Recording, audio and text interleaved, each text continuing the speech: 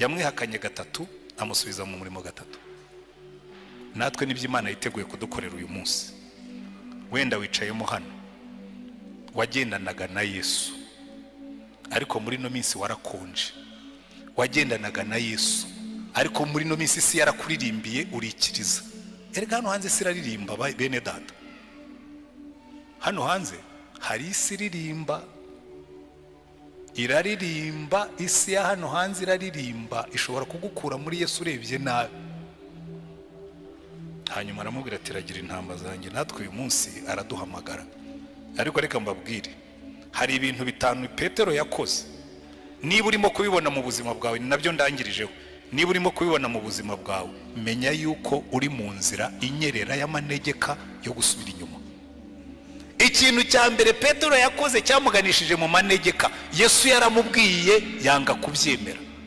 Aramubwira turaza kunyihakanaho kugira ngo yemere ibyo shebuja yamubwiye, yanga kubyemera. Ikintu cya mbere kizakubwira kuri mu manegeka yo gusubira inyuma, nubona gusoma ijambo ry'Imana kwawe kwaragabanutse. Niba hari umuntu usoma umusomyi ukaba warabivuyeho, niba hari umuntu usoma ijambo ry'Imana ukaba warabitezutseho, menya ngo uri mu nzira y'amanegeka yo guhirima nka Petero ukihakana shobuja.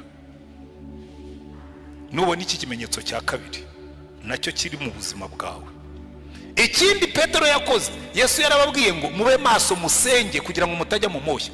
Ngo abwira Petero na Yohana na Yakobo, aravuga ati muze tujyane mumfashe, ariko nanjye mbafashe gusenga kugira ngo mutajya mu moshya. Agarutse asanga Petero arasinziriye. Aravuga ati Petero urasinziriye? Nibyo nakubwiye, mube maso musenge kugira ngo mutajya mu moshya. Nubona ubuzima bw'amasengesho bwawe bwaragabanutse, kandi iyo ni indwara ifata abantu benshi. Abasore benshi barasengaga bagishaka abafiyanse, ariko hamariye kubona umugore amasengesho yaragabanutse. Abashomeri benshi barasengaga bagisengera akazi, ariko aho kamaze kuboneka ntabwo bagisenga. Abagabo benshi barasengaga n'abagore bagishaka inzu yo kubamo, ariko abimariye kuboneka n'imodoka ikaza, gusenga byaragabanutse. Akenshi uzabibona abarokore benshi basaza nk'isabuni bagenda batuba. Barabanza bagatuba mu gusoma ijambo ry'Imana, barangiza bagatuba mu masengesho. Wamubwira ibyo kwiriza ati narwara sirimenaje, wamubwira ibyo kwiriza ati narwara igifu, kandi kera ntiyakirwaraga. Cyaje aho imigisha yabonekeye. Nubona amasengesho yawe yagabanutse, ujye ugira ubwoba. Icya gatatu, yakurikiye Yesu arenga ahinguka. Hari igihe ugenda mu buzima bwawe ukumva Yesu agenda agabanuka akarenga uhinguka. Ndenda kubabwira ikintu kimwe, nubona urenga uhinguka ujye ugira ubwoba. Halo, ariko hari umaze kwibona muri ibyo bitatu maze kuvuga, kavuga kabisa iki ngiki ni jyewe, n'iki ngiki ni jyewe, wenda iki ngiki nicyo cyanjye. Ariko yakurikiye Yesu arenga ahinguka. Hari abantu benshi mwakundanaga na Yesu, uretse ko atari na benshi cyane. Abantu bakunda idini, bakunda uburokore, bakunda guterana, ariko Yesu muzima abenshi ntabwo bigeze banamubona. Ariko nukurikira Yesu arenga uhinguka, umenye ko ubwo uri mu nzira yo kuribwa n'amadayimoni. Icya kane yakoze, yose umuriro w'abanzi ba Yesu. Ageze mu nzu y'umutambyi mukuru yagiye kota umuriro. Burya inzira ya mbere yo gusubira inyuma ni ugutangira kuba inshuti y'abanyabyaha. Umva, abantu turaganira nkavuga ariko kuki mutabyumva. Umukobwa aragenda akajya mu biro by'umupagani, ati atari ko vraiment umuntu nkawe yaremewe hehe koko. Agatangira akakuririmbira akakubyinirira, aho kugira ngo umenye yuko urimo kugwa mu mutego, ahubwo ukarushaho kwegera ngo bakubwire byinshi birenzeho. Umuntu utukurikiyeho ukisanga waguye mu byaha. Ntuzote umuriro w'umupagani, cyane cyane iyo uri umugore. Abakobwa wenda ashobora kubyumva bavuga ati ariko savuga ngo iki, umuntu w'umusaza ungana nkanjye abishuti y'inkumi ingana nturiya, ufite ubukene bugeze ahantu wigurisha ukigurisha udufaranga tw'amanjwe. Ariko ndatangara kuko hariho n'abasaza barekura. Ariko zikubona umuntu asinya sheke ya miliyoni 15. Hari abantu babonye amafaranga babona nayo gupfusha ubusa. Agasinya miliyoni 15 akaziha umuntu nta kindi kintu uretse gusa kumubona ari inzobe cyangwa asa neza, ariko ibyo si ikibazo kuko abatanga umutungo we, ariko wowe ubyakira urimo urota umuriro w'umunyabyaha. Icyakora niba ushonje warakennye Imana yarinaniwe, ubwo uzayibwira utumva rero Mana nabonye bikunaniye, hanyuma nishakira rudosokuru umupira w'ubutabazi. Ariko icyo nenda kubabwira, Petero yose umuriro w'abanyabyaha. Abantu benshi murimo urota imiriro y'abanyabyaha, ukicarana n'abantu bakubwira iby'ibyaha bikakuryohera, ukabikunda, ukabijyamo, ukisanga abagabo barimo barawota, abagore barimo barawota, abakobwa barimo barawota. Uyu muriro w'abanyabyaha murimo kota uzavamo kwihakana Imana. Erega wakoze ibyaha wakoze ibyaha. Hanyuma icyanyuma yakoze, yanze gutanga ubuhamya. Buri ikintu kizagukiza umuriro w'abanyabyaha no gutanga ubuhamya. Niwicarana n'abanyabyaha ujye ubanza umuha ubuhamya. Umuntu natangira kukubwira ati ndagukunda ujye umubwira, cyane cyane n'uburi umugore rwose. Kirimo kumbabaza muri iyi minsi n'abagore, kuko ingo nyinshi zirimo zirasenyuka kandi harimo iyo element y'ibyaha. Umuntu utangiye kukubwira ujye umwereka impeta, umubwira utumva rero ngewe ndi umugore ufite umugabo, icyo ni kimwe. Icya kabiri ndi umugore wiyubaha, ariko icya gatatu kurutaho nubaha Yesu kandi ahaduhagaze arimo arandeba. Tanga ubuhamya bwawe. Petero baramubwira ati wa mugabo we ntabwo wari uri hamwe n'uriya mugabo. Bari bamuhaye okaziyo nziza yo gutanga ubuhamya. Umuntu natangira kukuzanaho ibyaha ujye umenya ko guhaye okaziyo nziza yo kumuha ubuhamya. Umuntu natangira kukubwira ibintu by'ibyaha ubonye okaziyo nziza yo kumubwira uri we. Umuntu natangira kukubwira ibintu bitari byo ubonye okaziyo nziza yo kumubwira Yesu n'ibyo Yesu akora mu buzima bwawe. Ariko kubera ko dukunda gushimwa n'abantu no gukundwa n'abantu cyangwa se n'ibintu, dutakaza umwanya wo gutanga ubuhamya. Ibi bintu bitanu nubibona mu buzima bwawe uzamenye kuri mu nzira yo kugwa. Icya mbere, nubona urukundo rw'ijambo ry'Imana rwaracogoye muri wowe, ushyireho tiko uvuge ngo ahangaha ubwo ntakirya ngiye kugira intege nke. Nubona igihe cyawe cyo gusenga cyaragabanutse, uvuge utu noneho ndagiye, bibiri byapfuye. Nubona usigaye ukurikira Yesu arenga uhinguka, ukajya wumva ibintu by'Imana bitakigufata cyane, shyiraho tiko uvuge ngo ndagiye. Nubona usigaye uryoherwa no kujya kuri WhatsApp ukohereza inzenya zitagira umumaro, ukohereza inzenya zinavuguruza, hari ibintu byatumariye abantu. Inzenya z'ibyaha ziri kuri WhatsApp, ziri kuri YouTube, umuntu akicara agaseka, uraseka urimo kota umuriro w'abanyabyaha. Ibyo wariye nibyo usa nabyo. Hanyuma nubona utakigira ishyaka ryo gutanga ubuhamya, ubundi abarokore barangwa no gutanga ubuhamya, uzamenye ngo buriya ibyanjye bishobora kuba biri, ariko uziwikira ijambo. Yesu ari muri business yo kugarura abantu mu nzira. Wenda nawe uyu munsi arimo araguhamagara, arakubwira ngo ibuka aho wavuye ukagwa, wongere ugire urukundo rwa mbere, ugaruke mu nzira. Hanyuma niza akatubwira twese uko tungana ngo munkurikire, twongere tugendane turi kore dufatanya agatoki. Wenda wumvise ijambo ry'Imana rikora ku mutima wawe, wumvise hari ibyo Yesu arimo kukubwira, wumvise hari aho urimo gusubira inyuma, wumvise hari aho urimo kugenda nabi, wumvise hari ibyo ugomba gukosora, wumvise hari ibyo ugomba gusubiramo. Niba wumvise Imana ivugana nawe, ngirira neza, wigirire neza, uzamura ikiganza ubwira Imana ngo Mana, kada ifite ibitero bibiri, kadutere Mwami vuga nanjye ndumva, ariko muyiririmbe nk'isengesho. Mwami vuga nanjye ndumva, ndindereye cyumbwira, kijya kinezeza cyane, kimana ibicumuro.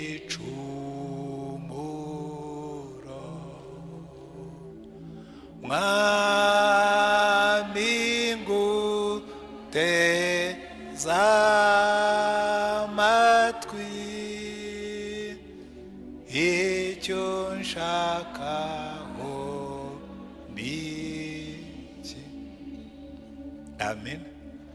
Reka ibiri bisengesho ryacu, ariko ubanza usubiriza umuntu kuri iruhande, hanyuma nurangiza umufata ibiganza dusengeraneho iminota mikeya, hanyuma dufatanye ijambo ry'Imana. Amina. Iyi mufate rwose, nta covid igihari. Dusengerane. Turagushimye Mana yacu, mu ijambo ryawe waduhaye amasezerano menshi, rimwe muri yo waratubwiye ngo 2 cyangwa 3 nibaterana mu izina ryawe ngo nawe uzaba uri hagati yabo. Ahandi ijambo ryawe reka tubwira ngo ababiri nibahuza umutima kugira icyo basengera data wo mu ijuru azagikora. Dufatanye mu biganza nk'ikimenyetso cyo guhuza umutima. Reka icyifuzo cyose buri wese uri hano yaba yazanye aza muri uru rusengero, imbaraga zawe zimanukire kuba igisubizo cyazo. Urambura ikiganza cyawe gukora ku muntu wese waba urwaye uri hagati muri twebwe, cyangwa ko baba basize mu rugo urwaye abandi bakaba barimo kumusengera. Izo mbaraga zikiza, zirema, zisubiranya zimanukire gukora umuriro mu hagati muri twebwe. Urambura ikiganza cyawe kugira ngo usubize imbaraga ku muntu wese wari we wase waje yihebye, waje acitse intege, waje atentebutse. Kuko Mwami Yesu waratubwiye ngo abarushye n'abaremerewe bajye baza bagusange nawe uzabaruhura. Ahandi ijambo ryawe riratubwira ngo tukwikoreza amaganya yacu yose kubera yuko wita kuri twe. Rambura ikiganza cyawe ukore ku mibiri, ukore ku bitekerezo, ukore ku mitima, ukore ku marangamutima, ukore ku bugingo bw'abantu bose. Imbaraga zawe zimanukire gukora umurimo. Kandi mu izina ryawe Mwami wacu Yesu Kristo turasenze ngo waje aremerewe n'ibyaha, kuko Mwami Yesu waravuze ngo nidukira ngo niwo ukiranukira kutubabarira kandi amaraso yawe akatwezaho ibyaha byose, ngo ariko ukwaturira ibyaha bye wese azababarirwa. Reka umwuka wera amanukire kwemeza abantu ibyaha byabo, kugira ngo uyu munsi abatakuzi bakumenye, kugira ngo uyu munsi abakumenye basubire inyuma bagaruke mu nzira, kugira ngo uyu munsi natwe twese tukigendana nawe twambikwe imbaraga nshya kugira ngo tugendane nawe. Mwuka wera rero kuko niwe twahawe kugira ngo ukore ibyo byose, genda hagati muri twebwe, genda muri iri teraniro ryose, ntihagire umuntu n'umwe usubira yuko yaje. Imbaraga zawe zikora umurimo muri iri teraniro. Umwami wacu ahabwe icyubahiro, ubwoko bwe buhabwe umugisha, ko ni mu izina ryawe dusaba Umwami wacu Yesu Kristo. Amen. Amen. Imana ubaho umugisha cyane. N'umunezero mwinshi kongera guterana namwe, kuko hari iminsi buri umuntu yagiye mu kiruhuko cy'izabukuru hama ikintu cyitwa umudendezo, freedom. Ntabwo ukiri umukristo wa paruwase runaka, ubundi muri Anglikani buri hariho n'ikintu, ariko amezi narayarengeje. Hari ikintu kibi bagira, iyo umuntu ashaje burya yiha umudendezo wo kuvuga n'ibyo atagomba kuvuga. Hari ikintu kibi ubundi buriya kiba mu mico yacu yo kubwira umupastori ngo iyo umupastori avuye muri paruwasi agomba kumara igihe atayigarukamo ngo kugira ngo atavangira abo yahasize. Ubundi ibyo biba mu mategeko, biranditse ahantu kugira ngo nyine utavangira. Ariko ibyo ngibyo babikora kwa pastori bimukiye mu yandi maparuwase, kuko iyo ugiye mu kiruhuko cy'izabukuru uhitamo paruwasi ujyamo ukayibera umukristo. Ariko kenshi nabwo kera basabaga yuko ujya mu yindi paruwasi itari iyo ngiyo wari urimo. Ibyo ariko byarashaje, byavuyeho. Ubu muri kino gihe ntabwo bigihari, muhumuri. Rero n'amezi batanga ubundi igihe narayarengeje kuko maze umwaka hafi. Ubwo nyine mfite uburenganzira bwo kuba umukristo w'Iremera, kandi ayo mategeko ntabwo bakibatindaho cyane. Rero utuntu tumwe na tumwe muba mutazi tuba dugobetse ahantu twishe mu nguni, tumeze nk'inyenzi n'amajeri. Ariko hari igihe umuntu agira gutya yabivumbura gato ukabona amajeri araje, ariko nta kivumbuka, sinzi uko byagenze. Rero ibyo ngibyo ni umunezero kugaruka hano. Hari ahantu Paulo yanditse aravuga ngo mwambereye inkoramutima cyane, namwe mwambereye inkoramutima cyane, kuko ubundi jyewe nayoboye amaparuwasi 3. Nabayoboye paruwasi ya Kabuga nkiri umurayiki, mfite umupastori nyobora. Ibyo nabyo bijya bibaho muri Anglikani, bari barampaye umupastori ngo mufashe, hanyuma ariko ari giye ushinzwe kuyobora paruwasi, we akaba ashinzwe amasakaramentu. Hanyuma mvayo nyobora katedrali, ariko paruwasi nabayemo mu buryo bufatika ni paruwasi ya Remera. Katedrali nayo mazemo imyaka 3, ariko Remera nahamaze 12. Urumva nyine niho hantu nabaye koko. Ubwo rero iyo nibutse Remera niyo nsenga, hari isezerano nabahaye nabwiye ngo sinzareka kubasengera, kandi ndabikora pe. Nta munsi njya senga ngo ne gusengera abanyaremera, ari abapastori, ari abakristo, kuko uwo ni umurimo w'abakristo ubundi.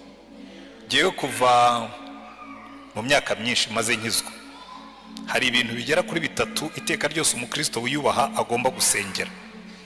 Agomba kwisengera we n'umuryango we, kandi iyo mvuze umuryango ni abantu bose bari mu muryango wawe. Ugasengera itorero, ugasengera igihugu. Ibyo bintu bitatu. Wenda hari umuntu ubyuka agasenga ya masengesho y'ibijumba n'ibishyimbo, niko njya nyita, Mana undebe umperekeze jewe je nabanjye undinde urinde n'imbwa yanjye n'ipusi, akibagirwa ko igihugu ari kinini kuruta ibyo ngibyo. Ujye usengera igihugu, usengera itorero, usengere n'umuryango. Amen. Ubwo rero ndabasengera cyane, ni umunezero mwinshi kugaruka i Remera. Hanyuma reka nihute, murabizi muri kino gihe hagati ya Pasika na Pentecote inshuro nyinshi, kuko twebwe tugendera kuri kalendari y'itorero, tugenda dukurikirana urugendo rwa Yesu n'abigishwa be. Murabizi rero burya hagati ya Pasika na Pentecote hari ikintu kikwereka ubudasa bwa Yesu. Ubudasa, the difference. Buriya Yesu niho ubonera ko atari umuntu usanzwe.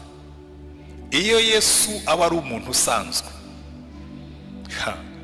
iyo aba ari nkanjye wazutse, sinajyaga mbibabwira hano, iyo aba ari nkanjye wazutse, ibyo Yesu yakoze sibyo nari gukwa. Kuko twebwe buriya muri kamere y'umuntu, iyo abantu bakugiriye nabi, iyo abantu baguhemukiye, hanyuma ukaza kubona umugisha, ugomba kubanza ukabicaho. Nigeze kureba muri telefone y'umwana umwe, hari handitsemo ngo Mana uzangirire neza, kandi ugirire neza n'abanzi banjye, ubahe kurama, kugira ngo bazabone umugisha wangiriye neza. Wumvise iryo sengesho, ushobora kumva ari isengesho ryiza pe, ukavuga ati uyu ni umuntu ukunda abanzi be nkuko Yesu yatubwiye. Ariko no, igituma basengera ngo barame ni ukugira ngo azabakore ku matama bamubonye Uwiteka yamugiriye neza, akajya banyuraho akabatera ivumbi, akavuga ati ndabicaho tu mumenye ko Uwiteka yangiriye neza. Ariko nimurebe ukuntu Yesu, ibintu Yesu yakoze amaze kuzuka, ntawe yiciyeho. Ntabwo yagiye kwa Kayafa, ntabwo yagiye kwa n'abatambyi bakuru bari bamubambishije, nta nubwo yakoresheje igiterane mu rusengero kugira ngo abayuda bamenye yuko ibyo yababwiraga byari ukuri. Ahubwo imbaraga yazishyize mu kugarura ku murongo abigishwa be. Iminsi 40 yiyereka abigishwa be, abagarura mu nzira. Haleluya. Kuko ubundi cyazanye Yesu ku isi ntabwo ari ukwirata ku bantu. Burya nimubona umuntu yirata, ari abantu rimwe na rimwe ureba, niwumva umuntu akuratira diplome, akakubwira amashuri yize, akakubwira agakunda na twa tunyuguti bongeraho. Iwacu iri iyo twakuriye baravuga ngo imfizi ngufi ngo zisunga imigina. Hari igihe rero umuntu yisunga umugina kugira ngo agaragare, akavuga ati ariko kuki mutanyita doctor, ntabwo muzi ko nize? Kuki mutanyita reverend? Umupastor mwegeze kutubwira nako kuko twari turi mu ishuri, hanyuma aravuga ati rwose uyu munsi ndumva nsinzwe ko nabigishe. Ndabwira ntariko mujye mwitondera amatitire, kuko titire si kugira uwuriwe. Noneho ariko narabisobanuye cyane, sinshaka kubisobanura cyane hano, ubwo ndavuga nigisha abanyeshuri kuko ni ibintu twari turimo kwiga. Noneho aramanika, bari bafite uburenganzira bwo kumanika. Iyo nigisha jewe n'abanyeshuri bafite uburenganzira bwo kumanika, bakabaza cyangwa bakavuga. Arambwira ati reka mbanze nihane, ati mbabwira ikintu mbaturire. Ati umukristo ahirutse kunyandikira, arangura mbwira ngo mwene data kanaka, ati umujinya narakaye watumye ntanamusubiza, anyita mwene data Rutayisire Antoine. Bangira pastori se ntabwo yabizi, bangira kanoni ntabwo yabyumvise, yagombaga kwandika reverend kanoni.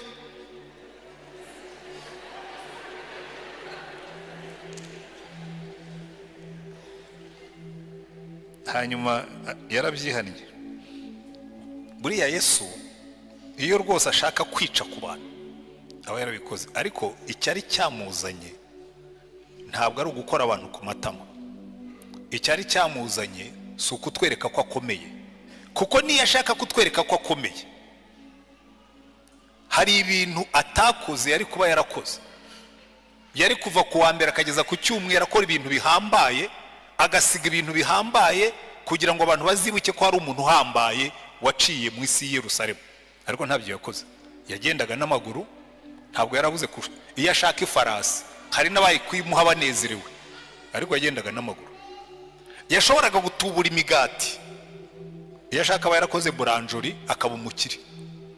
Yashoboraga gutubura amafi, yashoboraga gukora supermarket igurisha amafi kandi nta gishoro yashyizemo uretse imbaraga z'Imana zimurimo, ariko ibyo yari yarabinesheje. Amara igihe arimo kugarura abigishwa be ku murongo. Nuno munsi nibyo akora. Natwe twicayemo hano twese, icyo Yesu agushakaho, ikizana Yesu iteka ryose, ni ukuza kukubwira ngo ariko uracyari mu nzira, ariko uracyari ku murongo, ariko sinagusubiza ku murongo. Kuko icy'Imana yaje gukora kuva umuntu akoze icyaha ni ukumugarura ku murongo. Buriya uwo ni wo murimo w'Imana. Muri ibi bice badusomeye tubona Imana iri muri gahunda yo kugarura abantu bayo ku murongo, kuko twese turatana. Murabizi iyo tugiye gukoresha control y'imodoka, ikintu cya mbere abantu bose banza gukoresha ni ukujya gukora alignment y'amapine. Harya babyita ngo iki? Pensage. Kujya kubanza gukoresha pensage, kuko n'amapine y'imodoka ubwayo aragenda yageraho ngaho agatangira agahobagira agatana. Burya natwe niko tumeze, tugomba gukorerwa pensage regiriyeroma. Imana ikavuga ngo reka mbaze nkusubize ku murongo ugendane na Yesu nkuko bikwiriye. Ahubwo reka nkubaze ikibazo uyu munsi, urimo uragendana na Yesu uko bikwiriye? Hano rero mu rusengero twebwe icyo dukora, iyi ni garage ikora pensage. Haleluya. Tukagukorera pensage, tukagusubiza ku murongo, tugakora alignment, urugendo rwawe rukagenda neza rutondetse neza na Yesu. Amen. Uyu munsi rero turareba ahantu Imana yakoreye pensage abagabo babiri, kandi bibihangange ku Mana, ibasubiza ku murongo, ibagarura mu muhamagaro, ibagarura mu busabane n'Imana. Haleluya. Uwa mbere twabonye ni Dawidi. Buri umwami Dawidi yari umuntu uri special ku Mana, umuntu udasanzwe. Ijya no kumutoranya, yabwiye Samuel aramubwira ngo genda ujye kwa Yesayi w'i Betelehemu, nabonyeyo umwana. Uyu mwana ni umwana udasanzwe, uyu mwana ni umwana umeze nk'uko umutima wanjye wifuza, a man after my heart. Samuel aragenda, ageze kwa Yesayi w'i Betelehemu.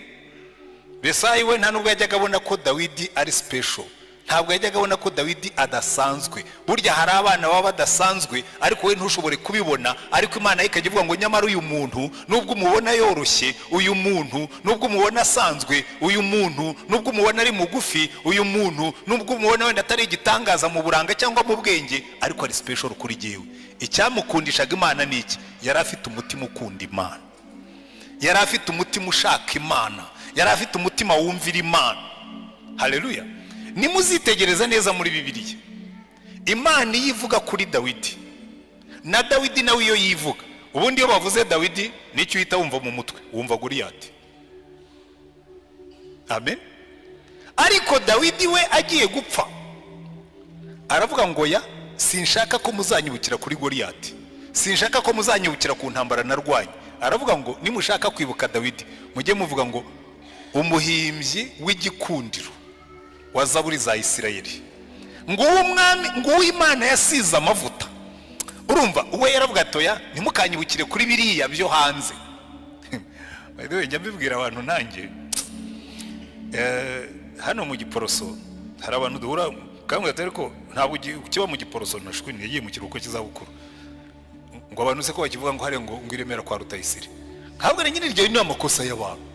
Hano ni muri Anglikani y'i Remera, hano ni mu Gipuruso, ntabwo ari kwa Rutayisire. Kwa Rutayisire ni mu Rukiri. Ariko abantu baragenda bakakwitirira ibintu by'inyuma. Ubundi nanjye umbajije, uru rusengero ryo ntabwo ariko runezeza, nezezwa n'abantu bakijijwe, nezezwa n'abantu bahimbye, kuko ubundi Yesu natunguka mu kirere, ijambo ry'Imana ritubwira ngo ibi byose azabanza ngo abitungeho, niba ari umuriro azashyiramo, niba ari razeri azakoresha, ngo ibi byose azabanza bizingazinge abitwike. Hanyuma mubwire ngo rero Mwami Yesu ngo ndiremera, ngo twari twarubatse urusengero runini, ati nyine runyereke. None se wamaze kurutwika? Nyine nibyo nakubwiraga, ntugatinde kubizashira, ujye utinda kubitazashira, kuko muri ino si abantu benshi iyo batureba tugenda bishimira ibimodoka binini dutwaye, ngo musigaye mubona imodoka kana kagendamo, ngo ye aragenda mu kimodoka kinini, ariko mu ijuru ntibamuzi. Kandi icyo kimodoka kinini, believe me, icyo cyo kiranabikwiyerekera. Uzapfe bakujyane Rusororo, rimwe na rimwe nta nubwo kiguherekeza, bagushyira muri korubiyari y'inkodeshanyo, ikimodoka kigasigara mu rugo. Ibigaragarira amaso burya si byo bifite akamaro. Niyo mpamvu Dawidi yavuga ngo biriya bigaragarira amaso kwica Goliyati ntabwo bingana no guhimbaza buri imwe ivuga icyubahiro cy'Imana. Ariko Dawidi, buriya revolution Dawidi yazanye muri Isirayeli no kuririmba Zaburi. Kandi murambibabwira, nubona umwami cyangwa umuyobozi, yaba executive, yaba meya, yaba ministre, yaba umusirikare, yaba umudogiteri, yaba umuki, nubona umuntu ufite icyubahiro uririmbira Imana, bakoma amashyi ukamubona ko mu mashyi ko abyemera afishizemo imbaraga, uzavuge ngo uriya ashobora kuba yarasobanukiwe ikintu abandi batasobanukiwe. Dawidi iyo bavugaga Imana yitereraga hejuru akabyina. Muribuka bazamuye isanduku y'Uwiteka, Dawidi niwe wateraga chorus, abajya imbere arabyina, arataraka. Mikali wamenyereye protokoli avuga ati ye baba we, dore wa mwami umwami wa Isirayeli aribeyura imbere y'abagaragu n'abaja nk'umuntu wahongwa wa burebure. Aramubwira ati buriya nibeyuraga imbere y'Imana yanjye. Haleluya. Yanguye inyuma y'intama ikangira umwami wa Isirayeli. Haleluya. Ariko bambe abantu Imana izamura mukibagirwa aho yabakuye, nzajya mbaririmbira nk'ikivumvuri. Ubwo iyo mvuze gutyo abanyamugi ntibashobora kubyumva, kereka abantu babaye mu cyaro. Abantu mwaririmbiye ibivumvuri mwamuzi icyo nshaka kuvuga. Twajyaga dufata ikivumvuri tukagitunga ku katsi, hanyuma warangiza ukakizunguza gutya kugira ngo kimere nk'igishaka kuguruka, ugashyiraho umunwa kivuga ngo wow. Ababaye mu cyaro murabyibuka, uwo wari umukino w'abana. Ariko twarakibyiniriraga ukavuga ngo vuga Nyamatanga, vuga nzagusubizaho nagukuye. Njya mbwira Imana, uzambabarire ntuzansubizaho wanguye, aho wanguye ndahazi, ntuzansubizeyo. Ariko buriya abantu mwicayemo hano, Imana ije ikababwira utoke, ngiye kukugirira neza ngo usubizaho nagukuye. Mushatse mwajya mushima Imana tuzaho twavuye. Haleluya. Dawidi rero yarabizi agashima Imana. Ariko uwo muntu Imana ishima, reka nihute kuko ubwo natangiriye ku ruhande. Uwo muntu Imana ishima, hari umunsi Satani yamuciye muri humye, amwereka umugore ari muri etaje hejuru. Hari abantu ujya numva babeshyera Batisheba, ngo urumva ngo Batisheba, ngo hari nabo njya numva bavuga ngo hari abagore mumeze nka, ngo abakobwa mumeze nka Batisheba, ngo mwambara utuntu tugufi ngo tugakurura amaso y'abagabo. Mbabwiza ukuri, Batisheba yari totally innocent muri kiriya kibazo. Ikibazo cya Batisheba nta ruhare yari yarakigizemo. Kuvuga ukuri mwiza nta kosa uba wakoze. Yirereye iwe mu gikari. Murabiza erega hari abantu twavukiye ahantu hataba dushe, twiyuhagiriraga mu gikari. Yibereye iwe mu gikari arimo ariyuhagira. Buriya ikibazo cy'abantu bafite amazu magufi baturanye n'abantu bafite amazu maremare. Uba wibereye muri dushe, umuntu utuye hano hirya arimo kureba muri dushe yawe ameze gutya. Ikigabo gihagaze kuri bariko umugore yibereye muri dushe, nerega none munsi birabo yibereye muri dushe arimo ariyuhagira arisiga bya bindi abagore mukora mugati ya erega bambe hari igihe mbareba nkabagirira impuhwe. Uzi ko mwiza muri uyu mujyi nabyo ni ikibazo. Jewe sindi umugore, ariko iyo ndebye abana bari bari muri uyu mujyi, ibigabo bifite amaso yaturumbutseyo, ndavuga numva mbabariye abakobwa b'inzore n'abagore beza, kubera ko ba Batisheba ni benshi no muri uyu mujyi wa Kigali. Ibyo mvuga mbifitiye gihamya. Umukobwa yinyurira mu muhanda, ibigabo bigahagarara, ati ngutware untwaruza njyahe, kandi yakwanga ngo kiriya gikobwa kirasuzugura, yagusuzugura ubundi gahunda muri mufitanye niyihe. Abagore b'inzobe reka twikomereze. Dawidi umuntu Imana yashimaga areba Batisheba aramusambanya, amuteye inda, amaze gusama araza aramubwira ati umva mwami bya bintu twakoze byagize ingaruka. Dawidi ate ko numva ibyo bintu biri grave.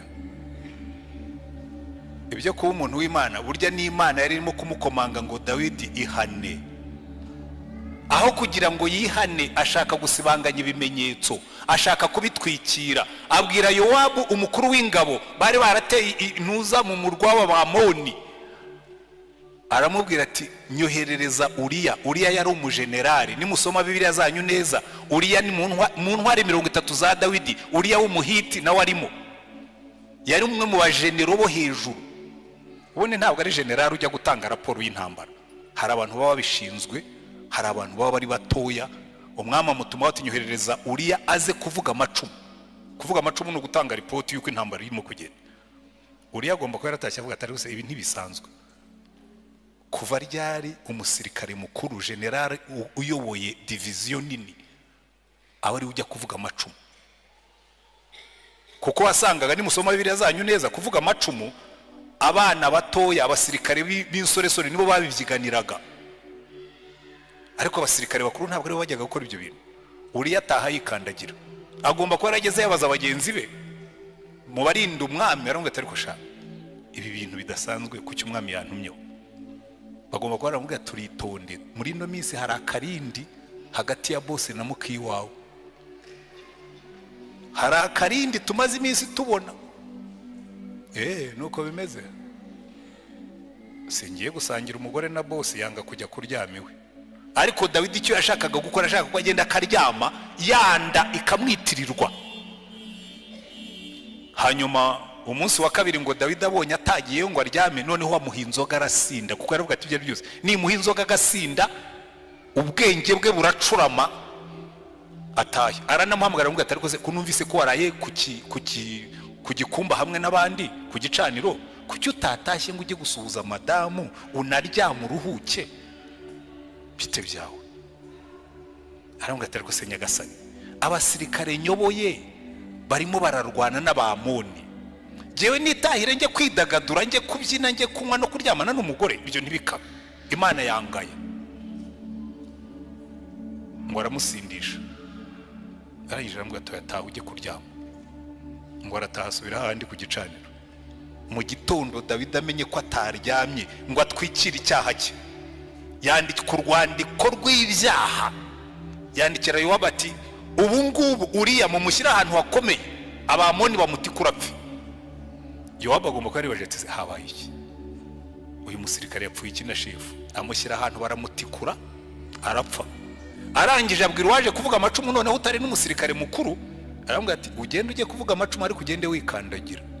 Urabizi Dawidi iyo bamwiciye umusirikare amera nk'intare yakomeretse, ashobora kuza kuguhitana, kuko Uriya numwe mu batoni be. Ariko nubona azamuye umugara umubwire ngo erega mwami na Uriya w'umuhiti nawe yapfuye. Yaragiye atanga raporo, amaze kuyiha Dawidi. Dawidi aravuga ngo erega ngo inkota iryumwe ngo eje karyundi. Iryo jambo yavuze ni ry'Imana yamuhanishije, iramubwira ngo ibi bintu wakoze ko wari wasambanye iyo wihana ntihongereho icyaha cyo kwica umuntu. Umva mbabwire namwe mwicayemo hano, iki cyaha abantu benshi baragikora. Abakobwa murasambana n'abahungu mugasambana, mwarangiza mukica umuntu, mugakuramo inda ngo murahisha yuko mwasambaye. Mubyare abikirego cy'icyaha cyawe, mubyare nurangiza usaba Imana imbazi, Imana ikubabarira. Ariko wakoze icyaha urangije wongeraho kiri umuna cyacyo cyangwa gikuru cyacyo. Ndetse ibyo Dawidi yakoze n'uno munsi abantu barabikora. Ni bangahe barimo gukuramo amada muri iyi minsi, tukanabishyira no mu mategeko ngo bajye babona uko bakuramo inda. Abantu baragwera ngo erega ngo hari igihe umuntu yabatwaye inda atabishaka. Ubundi ninde utwara inda abishaka keretse warongo? Mwaretse gusambana ntimwica abantu. Ngo hari igihe uterwa inda n'umuntu utagomba kuyigutera. Ubundi ninde ugomba kugutera inda uretse umugabo wawe? Mujye mwimika ibyaha nimurangiza genda umupastori, reka mvuge nk'uko Imana ivuga. Dawidi amaze kumwica, Imana iraza ibwira Natani ngo genda umbwirire Dawidi ngo ibi bintu wakoze byamubabaje, byababaje Uwiteka, kandi byatumye n'abanzi b'Imana bayituka. Jewe nanibaza ukuntu babimenye, ariko nigeze kureba ndasesengura nsanga burya ntabwo icyaha kijya cyihishira, kuko cyihishiriye Satani ntiyaba akiri Satani. Umva mbabwira bibwira ko ushobora guhisha icyaha. Ntushobora gutwika inzu ngo uhishe umuriro cyangwa uhishe ivu. Kandi Satani ntiyaba akiri Satani akuretse ugakora ibyaha. Hari abantu bajyaho abagore bakigira smart ngo akagenda akajya gusambana. Ngaho ni mujye muba smart, na Satani nawe ni smart kuko agomba kugukoza isoni. Nahoze nigisha abantu ejo, uyu mujyi rero urimo ubugoryi bwije, ariko nganze nigire kuri Petero kuko niwe nigishaga. Sinzi impamvu natinze kuri Dawidi, ariko ubwo wenda hari Imana ishaka gukosora. Mu gitondo ndimo kwinanurira imitsi y'abasaza, ngenda inyuma y'abakobwa babiri, sinzi aho bari bavuye gukora akazi ka nijoro. Iyo mvuza ka nijoro ubwo murumva kariko umukobwa umwe arimo kubwira undi ati shakiriya kigabo rero kizi ko kifite kandi ntikizi ko ari giye ugifite. Ati nzamurya. Ndavuga risha uyu mugabo iyo mba muzi, iyo mba muzi nari kumamagara nkamubwira ntumva wa mugabo we imigambi numvise barimo kugukorera. Abantu rero ngo musigaye murya abana waretse ko ari bo barimo kubarya. Umva umukobwa aragenda abwira undi ndamubwira ngo wazandobeshejeho. Ndavuga ntiyampaye nka noneho uyu we baramurya ari babiri. Ngaho mwicaremo hano babarye mwibwira ngo muri bitangaza. Umva hari buriya mu gitondo, giye buriya ushaka kumenya uko umujyi waraye, ujye ukora siporo mu gitondo. Uhere saa 11 ugeze saa 1 imodoka zitangiye kugenda, kuko saa 11 n'igice kugeza saa 1 hagenda abanyamaguru, kandi abanyamaguru iyo bagenda baganira. Kandi giyewe ngira ingeso yo kwandarika amatwi yanjye iyo ngenda ndumva ngenda numva. Hari abanyuraho barimo kuririmba, hari abanyuraho barimo kwitotomba, hari abanyuraho barimo kuvuga nk'ibyo ngibyo nababwiraga, bituma umenya uko umujyi uteye. Dawidi Imana imutuma yaramubwira ngo kuva wakoze icyo cyaha inkota ntizava mu rugo rwawe. Ariko icyatumye Imana imutumaho Natani yaramubwiye ngo icyaha cyawe nakikubabariye nagitwikiriye, kuko Imana yacu iba muri business yo kugarura abantu mu nzira. Kuva Adamu na Eva bakoze icyaha, Imana iri muri business, iri mu murimo wo kugarura abantu mu nzira. Niba nawe wicayemo hano ukaba warigeze kugendana n'Imana ariko ukaba warasubiye inyuma, ukaba waragiye nka Dawidi cyangwa ukagenda nka Petero tugiye kuvugaho mu magambo makeya, Imana uyu munsi yakuntumye wirambwira ngo mbwirira abantu banjye ngo nimugarukire Yesu. Haleluya. Kuko niwo murimo wazanye Yesu, kugarura abantu be, ngo yaje gushaka icyari cyazimiye. Dawidi Imana iramubabarira ariko ibihano birakurikira. Ubwo Adamu na Eva bari bamaze gukora icyaha, Imana yaje kubagarura ariko barayinanira. Imana ibwira Adamu ariko se wabwiwe n'iki ko wambaye ubusa? Ntabwo waba wariye rwa rubuto nakuje ngo sigewe n'uriya mugore. Ibaza umugore atari se Eva byagenze bite ngo urya ubuto nawe uje? Sigewe n'iriya nzoka. Bikwereka ngo abantu ntibajya bakunda kwihana, ahubwo bagukunda gukora nka Dawidi, barenzaho, baratwikira, barihishahisha, barabundabunda. Ariko Imana ikazi kaguhagararira ngo ntushobora kubundabunda nkureba, garuka mu nzira. abarimo kubundabunda mwese mu buryo bumwe cyangwa ubundi ndabashuhuje, ariko Imana irababwiye ngo garuka mu nzira, kuko ntushobora kwihisha amaso y'Imana. Umuntu aragenda akazenya amatara, agakinga urugi, agashyiramo urufunguzo. Imana yo no mu mwijima irareba, iravuga ngo no mu mwijima ibintu byose bigaragara nk'ibiri mu cyo witangaza. Umuntu akagenda, tuzagenda tujye kuri aho batatureba. Niyo wajya Dubai uzasanga Imana ariho gutegerereje, ntaho uzihisha amaso y'Uwiteka. Yego ibyo mbabwira bifite reference. Umugabo asezerana n'umugore utari uwe, umugore akandika nk'ugiye ku kazi ngo agiye muri misiyo, ku kazi agasiga asabye konje akabeshya ko agiye mu rugo, bagahurira Rusizi. Kandi Uwiteka barimo kukureba, ariko umutima w'Imana ni umutima wo kutubabarira. Niba wicayemo hano warakiriye Yesu nk'umucunguzi n'umwami, kandi ukabuzi neza kurimo kugenda ubundabunda mu byaha, uyu ni wo munsi wo kubwira Imana ngo Mana mukiza numvise ijwi ryawe ry'imbabazi rimpamagara ngo nozwe n'amaraso ya. Iyo niyo ndirimbo yacu y'uyu munsi. Ariko ni muntu twarebye, reka nihute, dufite undi muntu w'igitangaza witwa Petero. Uyu Petero rero yari inkoramutima ya Yesu mu buryo budasanzwe. Ahantu hose Yesu yagiye afite ikintu agiye gukorayo, yatwaraga Petero. Ajya guzura umukobwa wa Yayiro, yari hamwe na Petero. Nyirabukwe wa Petero arwaye, Yesu yagiye kumuzura.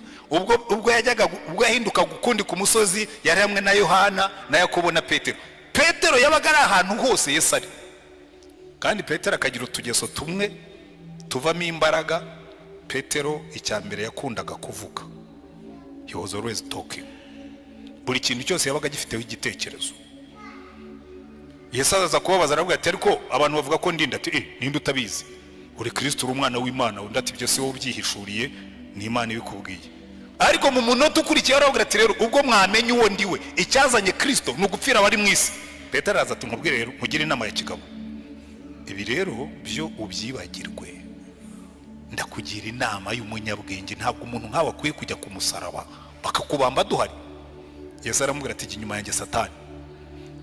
Yaramaze kumushima nk'ufite yishurira warangije, amuhinduye Satani. Kubera iki? Petero byose byamucagamo. Hari abantu bameze nka Petero, iyo bageze mu kabyiniro barafashwa, niyo bageze mu rusengero barafashwa, hose barafashwa. Satani ashobora kumukoreramo nk'uko Imana imukoreramo. Halo, abafashirizwa hose ndabashuhuje. Ariko Petero Yesu agiye kubambwa aramubwira ati rero Petero, wowe ibyawe ubyitondemo. Ko muri mwitegereza Petero yari afite ibintu byinshi. Aramubwira ati witonde, wowe Satani yagusabye ngo akugosore. Petero aramubwira ati oya, ntabwo nzi jyewe Simoni mwene Yona, icyatsi cya muranda kirandurwa n'uwihaza cyo sinshobora. Wenda ngaba abandi basigaye bashobora kukwihakana, ariko no to me jyewe utubana utanze. Saramureba aramubwira ati ariko Petero, kuramo amashagaga uranyihana kana gatatu. Petero aramwashyiraho agatoki ati ndakurahira rwose. Yesu aramwihorera yikomereza urugendo. Yaramwihakanye, ariko birangije reka tugera aha ngaho twasomye uyu munsi. Yesu amaze kuzuka, kwa kundi nababwiye atakoze ibyo abantu bari bategereje. Bari bategereje ko namara kuzuka ari buze akagarura ubwami bwa Isirayeli, bakagura amakote bakicara mu myanya, abantu bakamenya yuko batataye umwanya bamukurikira. Azutse babona nta kintu arimo gukora. Petero rero nk'umuntu ukunda ibikorwa ibifatika, ahamagara abagabo n'ubundi bateye nkawe bakunda ibifatika. Burya abagabo niko tumeze. Nuhamagara amasengesho abagabo ntibazaza, nuhamagara muri fundraising bazaza ari benshi, kuko abagabo twe dukunda ibintu birimo imbaraga bigaragaza ko turi abagabo nyine. Hanyuma Petero abwira Yohana na Yakobo bene Zebedayo, abagabo babiri bakunda kuba active. motive. Basanze umugabo yirukana amadayimoni mu izina rya Yesu, baramwe tubasha kubuta dukurikira silence, ambara agapfukamunwa kandi ntuzongere kuvuga muri iryo zina. Baca mu mudugudu w'Abasamariya banze kubacumbikira, babwira Yesu bati twemerere tumanura inkuba n'imirabyo n'umuriro tubatwike. Saravuga ati ariko saba bene Zebedayo muratwika abantu. Undi munsi baramubwira ati ariko nugera mu bwami bwawe ndashaka ko Yohana azicara ibumoso nanjye nkicara iburyo, tukajya abantu batubona nyine bakamenya yuko Yesu aravuga iza ambisiyo zanyu. Nabo bari bahari. Hari abagabo b'ibitekerezo rero, ubitwa Toma wafataga ibifatika. Yesu yazutse, baramubwira ati Toma Yesu yazutse, aravuga ati mva mujye munkuraho amarangamutima nk'ay'abagore, jewe nemera ibyo mbona, mumubwire niba yazutse azanyiyereke, nshyire ikiganza mu rubavu anyereke n'inkovu mu biganza. Hari abantu rero duteye dutyo, nanjye ngiye nkunda ibifatika, ndi umuntu wa Toma.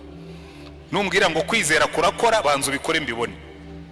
Wimbwira ngo wazuye umuntu Tanzania, muzuri Kigali nanjye mubone wamuzuye. Kiye nshaka ibintu bifatika. Na Toma yarahari. Hari n'undi mugabo w'umusesenguzi witwa Natanayeli. Baramubwiye terega twabonye Mesiya, ati Mesiya. Ariko se mwebwe mugira ubwenge, hari icyiza cya Nazareti. Murambwira ngo mwabonye Mesiya uvi Nazareti. Baramubwira ati ariko ngwino urebe, ariko yaraje abonye Yesu.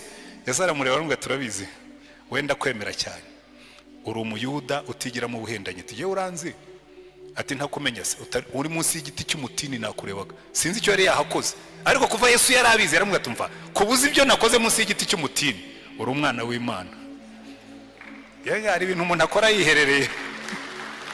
Jewe njyeka ibintu bibiri, so atashobora kuba yarahasenze isengesho cyangwa ashobora kuba yarakoze ibindi umuntu akenera gukora abandi batamureba. Sinzi kimwe muri ibyo ngibyo cyo yari yakoze. Icyo nzi ni kimwe, kuba Yesu abizi byamwemeje ko ari umwana w'Imana. Na Natanayeli yarahari. Aba bagabo rero buriya baragoye cyane. Petero aravuga ati ariko murabona ibintu by'uyu mugabo bisobanuka, tugiye nisubiriye kuroba. Baterega natwe turajyana. Baragenda bajya kuroba, Yesu arabihorera bararoba, bafata ubusa ijoro ryose, mu gitondo bakora ku matama ariko mu kinyabupfura. Araza watafite n'ubwato, adafite n'ibikoresho, afata ifi. Niba yarazihamagaye zikizana, niba yarabigenje simbizi, afata ifi arazotsa, aranyura avuga ati bagarison bana banjye hirya hose mu burobyi murimo murafata se? Bati wapi, twarahe turoba ntacyo twafashe. Ariko ubundi ubwo mwebwe iyo mirobere yanyu ni munajya inshundura iburyo.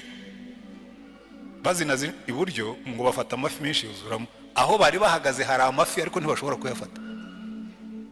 Yohana abwira Petero, turabizi Petero twafashwe, uriya ni boss, nta wundi ushobora gukora ibintu nk'ibi. Petero yakoze ubugoryi ngo afata imyenda yishyiramo. Ubundi umuntu yagiye kwinaga mu mazi akuramo imyenda, we yagiye kwinaga mu mazi arabanza arambara, aroga aragenda asanga Yesu. Yesu aramwihorera. Buriya Yesu akora nk'abamama. Kera mama iyo yabaga ashaka kunkosora ku bintu ntabwo yambwiraga atarangaburira, yarekaga nkabanza nkarya kugira ngo atantesha apeti. Namara kurya akambwira atari ku bundi biriya bintu. Na Yesu yarabaretse barabanza bararya kuko bari baraye baroba ntacyo bafashe.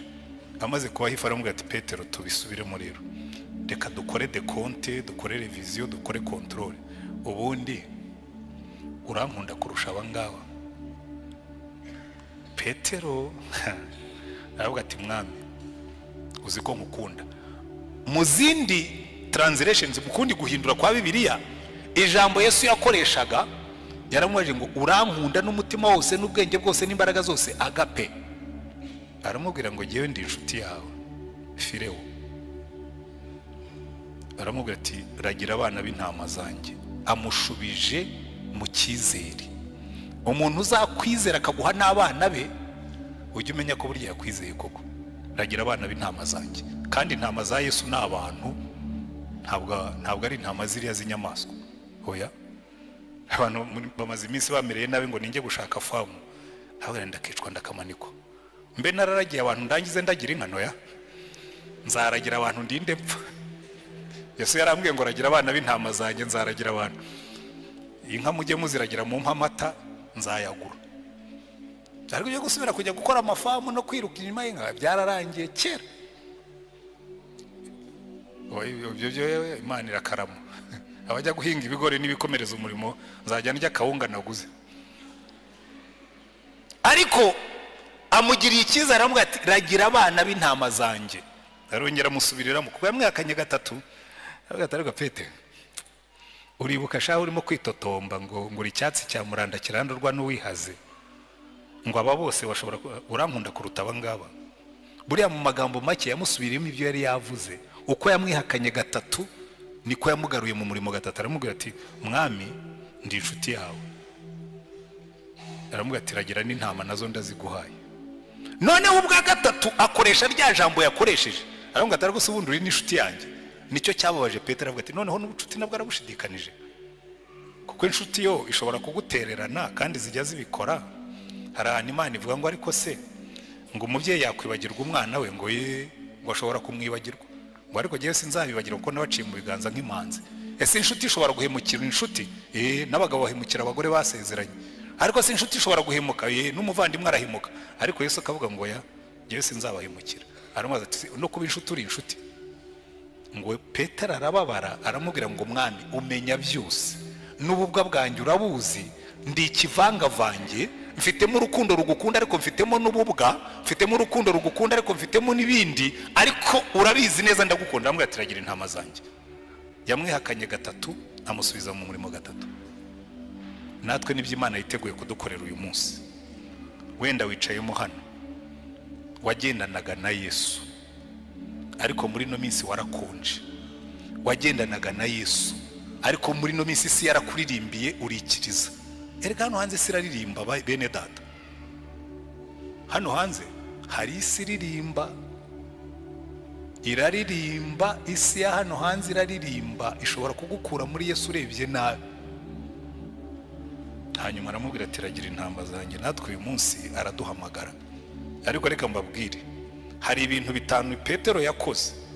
Niba urimo kubibona mu buzima bwawe, ni nabyo ndangirijeho. Niba urimo kubibona mu buzima bwawe, menya yuko uri mu nzira inyerera y'amanegeka yo gusubira inyuma. Ikintu cya mbere Petero yakoze cyamuganishije mu manegeka, Yesu yaramubwiye yanga kubyemera.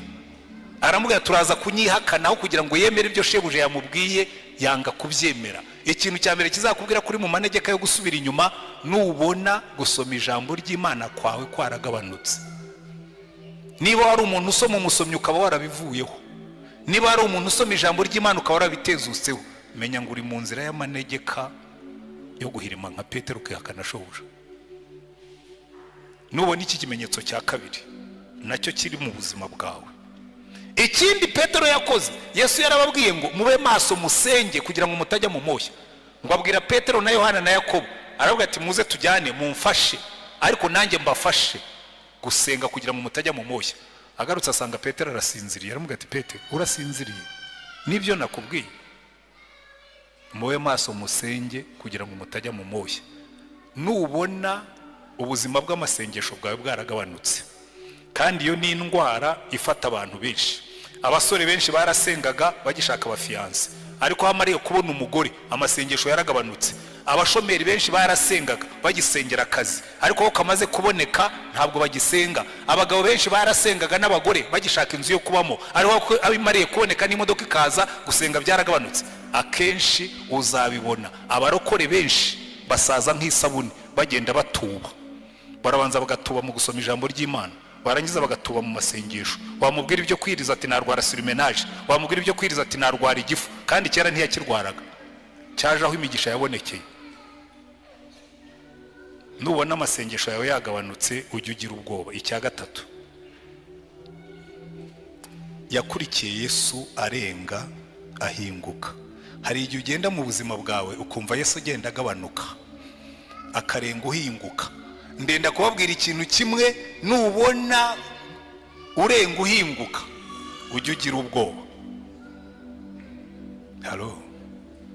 Ariko hari umaze kwibona muri ibyo bitatu maze kuvuga, kavuga kabisa iki ngiki ni jyewe, n'iki ngiki ni jyewe, wenda iki ngiki nicyo cyanjye. Ariko yakurikiye Yesu arenga ahinguka. Hari abantu benshi mwakundanaga na Yesu, uretse ko atari na benshi cyane. Abantu bakunda idini, bakunda uburokore, bakunda guterana, ariko Yesu muzima abenshi ntabwo bigeze banamubona. Ariko nukurikira Yesu arenga uhinguka, umenye ko ubwo uri mu nzira yo kuribwa n'amadayimoni. Icya kane yakoze, yose umuriro w'abanzi ba Yesu. Ageze mu nzu y'umutambyi mukuru yagiye kota umuriro. Burya inzira ya mbere yo gusubira inyuma ni ugutangira kuba inshuti y'abanyabyaha. Umva abantu turaganira nkavuga ariko kuki mutabyumva. Umukobwa aragenda akajya mu biro by'umupagani ati atariko vraiment umuntu nkawe yaremewe hehe koko, agatangira akakuririmbira akakubyinirira aho kugira ngo umenye yuko urimo kugwa mu mutego, ahubwo ukarushaho kwegera ngo bakubwire byinshi birenzeho. Umuntu utukurikiyeho ukisanga waguye mu byaha. Ntuzote umuriro w'umupagani, cyane cyane iyo uri umugore. Abakobwa wenda ashobora kubyumva bavuga ati ariko savuga ngo iki, umuntu w'umusaza ungana nkanjye abishuti inkumi ingana nturiya, ufite ubukene bugeze ahantu wigurisha ukigurisha udufaranga tw'amanjwe. Ariko ndatangara kuko hariho n'abasaza barekura. Ariko zikubona umuntu asinya sheke ya miliyoni 15. Hari abantu babonye amafaranga bunini yo gupfusha ubusa, agasinya miliyoni 15 akaziha umuntu nta kindi kintu uretse gusa kumubona ari inzobe cyangwa asa neza. Ariko ibyo si ikibazo kuko abatanga umutungo we. Ariko wowe ubyakira uri murota umuriro w'umunyabyaha. Icyakora niba ushonje warakennye Imana yarinaniwe, ubwo uzayibwira utumva rero Imana nabonye bikunaniye, hanyuma nishakira rudosokuru umupira w'ubutabazi. Ariko icyo nenda kubabwira, Petero yose umuriro w'abanyabyaha. Abantu benshi murimo urota imiriro y'abanyabyaha, ukicarana n'abantu bakubwira iby'ibyaha bikakuryohera, ukabikunda, ukabijyamo, ukisanga abagabo barimo barawota, abagore barimo barawota, abakobwa barimo barawota. Uyu muriro w'abanyabyaha murimo kota uzavamo kwihakana Imana. Ergiyo wakoze ibyaha bakoze ibyaha. Hanyuma icyanyuma yakoze yanze gutanga ubuhamya. Buri ikintu kizagukiza umuriro w'abanyabyaha no gutanga ubuhamya. Niwicarana n'abanyabyaha ujye ubanza umuha ubuhamya. Umuntu natangira kukubwira ati ndagukunda ujye umubwira, cyane cyane n'uburi umugore rwose. Kirimo kumbabaza muri iyi minsi n'abagore, kuko ingo nyinshi zirimo zirasenyuka kandi harimo iyo element y'ibyaha. Umuntu utangiye kukubwira ujye umwereka impeta, umubwira utumva rero ugiye ndi umugore ufite umugabo, icyo ni kimwe. Icya kabiri ndi umugore wiyubaha, ariko icya gatatu kurutaho nubaha Yesu kandi ahaduhagaze arimo arandeba. Tanga ubuhamya bwawe. Petero baramubwira ati wa mugabo we ntabwo wari uri hamwe n'uriya mugabo.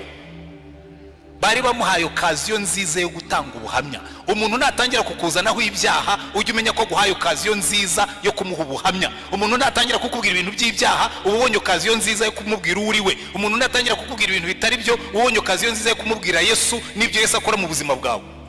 Ariko kubera ko dukunda gushimwa n'abantu no gukundwa n'abantu cyangwa se n'ibintu, dutakaza umwanya wo gutanga ubuhamya. Ibi bintu bitanu nubibona mu buzima bwawe uzamenye kuri mu nzira yo kugwa. Icya mbere, nubona urukundo rw'ijambo ry'Imana rwaracogoye muri wowe, ushyireho tiko uvuge ngo ahangaha ubwo ntakirya ngiye kugira intege nke. Nubona igihe cyawe cyo gusenga cyaragabanutse, uvuge utubu noneho ndagiye, bibiri byapfuye. Nubona usigaye ukurikira Yesu arenga uhinguka, ukajya wumva ibintu by'Imana bitake gufata cyane, shyiraho tiko uvuge ngo ndagiye. Nubona usigaye uryoherwa no kujya kuri WhatsApp ukohereza inzenya zitagira umumaro, ukohereza inzenya zinavuguruza yawe, ari ibintu byatumariye abantu. Inzenya z'ibyaha ziri kuri WhatsApp, ziri kuri YouTube, umuntu akicara agaseka. Uraseka urimo kota umuriro w'abanyabyaha. Ibyo wariye nibyo usa nabyo. Hanyuma nubona utakigira ishyaka ryo gutanga ubuhamya, ubundi abarokore batangwa no gutanga ubuhamya, uzamenye ngo buriya ibyanjye bishobora kuba biri, ariko uziwikira ijambo. Yesu ari muri business yo kugarura abantu mu nzira. Wenda nawe uyu munsi arimo araguhamagara, arakubwira ngo ibuka aho wavuye ukagwa, wongere ugire urukundo rwa mbere, ugaruke mu nzira. Hanyuma niza akatubwira twese uko tungana ngo munkurikire, twongere tugendane turi korekore dufatanya agatoki. Wenda wumvise ijambo ry'Imana rikora ku mutima wawe, wumvise hari ibyo Yesu arimo kukubwira, wumvise hari aho urimo gusubira inyuma, wumvise hari aho urimo kugenda nabi, wumvise hari ibyo ugomba gukosora, wumvise hari ibyo ugomba gusubiramo, niba wumvise Imana ivugana nawe, ngirira neza, wigirire neza, uzamura ikiganza ubwira Imana ngo Mana. Buri igituma abantu bamwe baba bagome,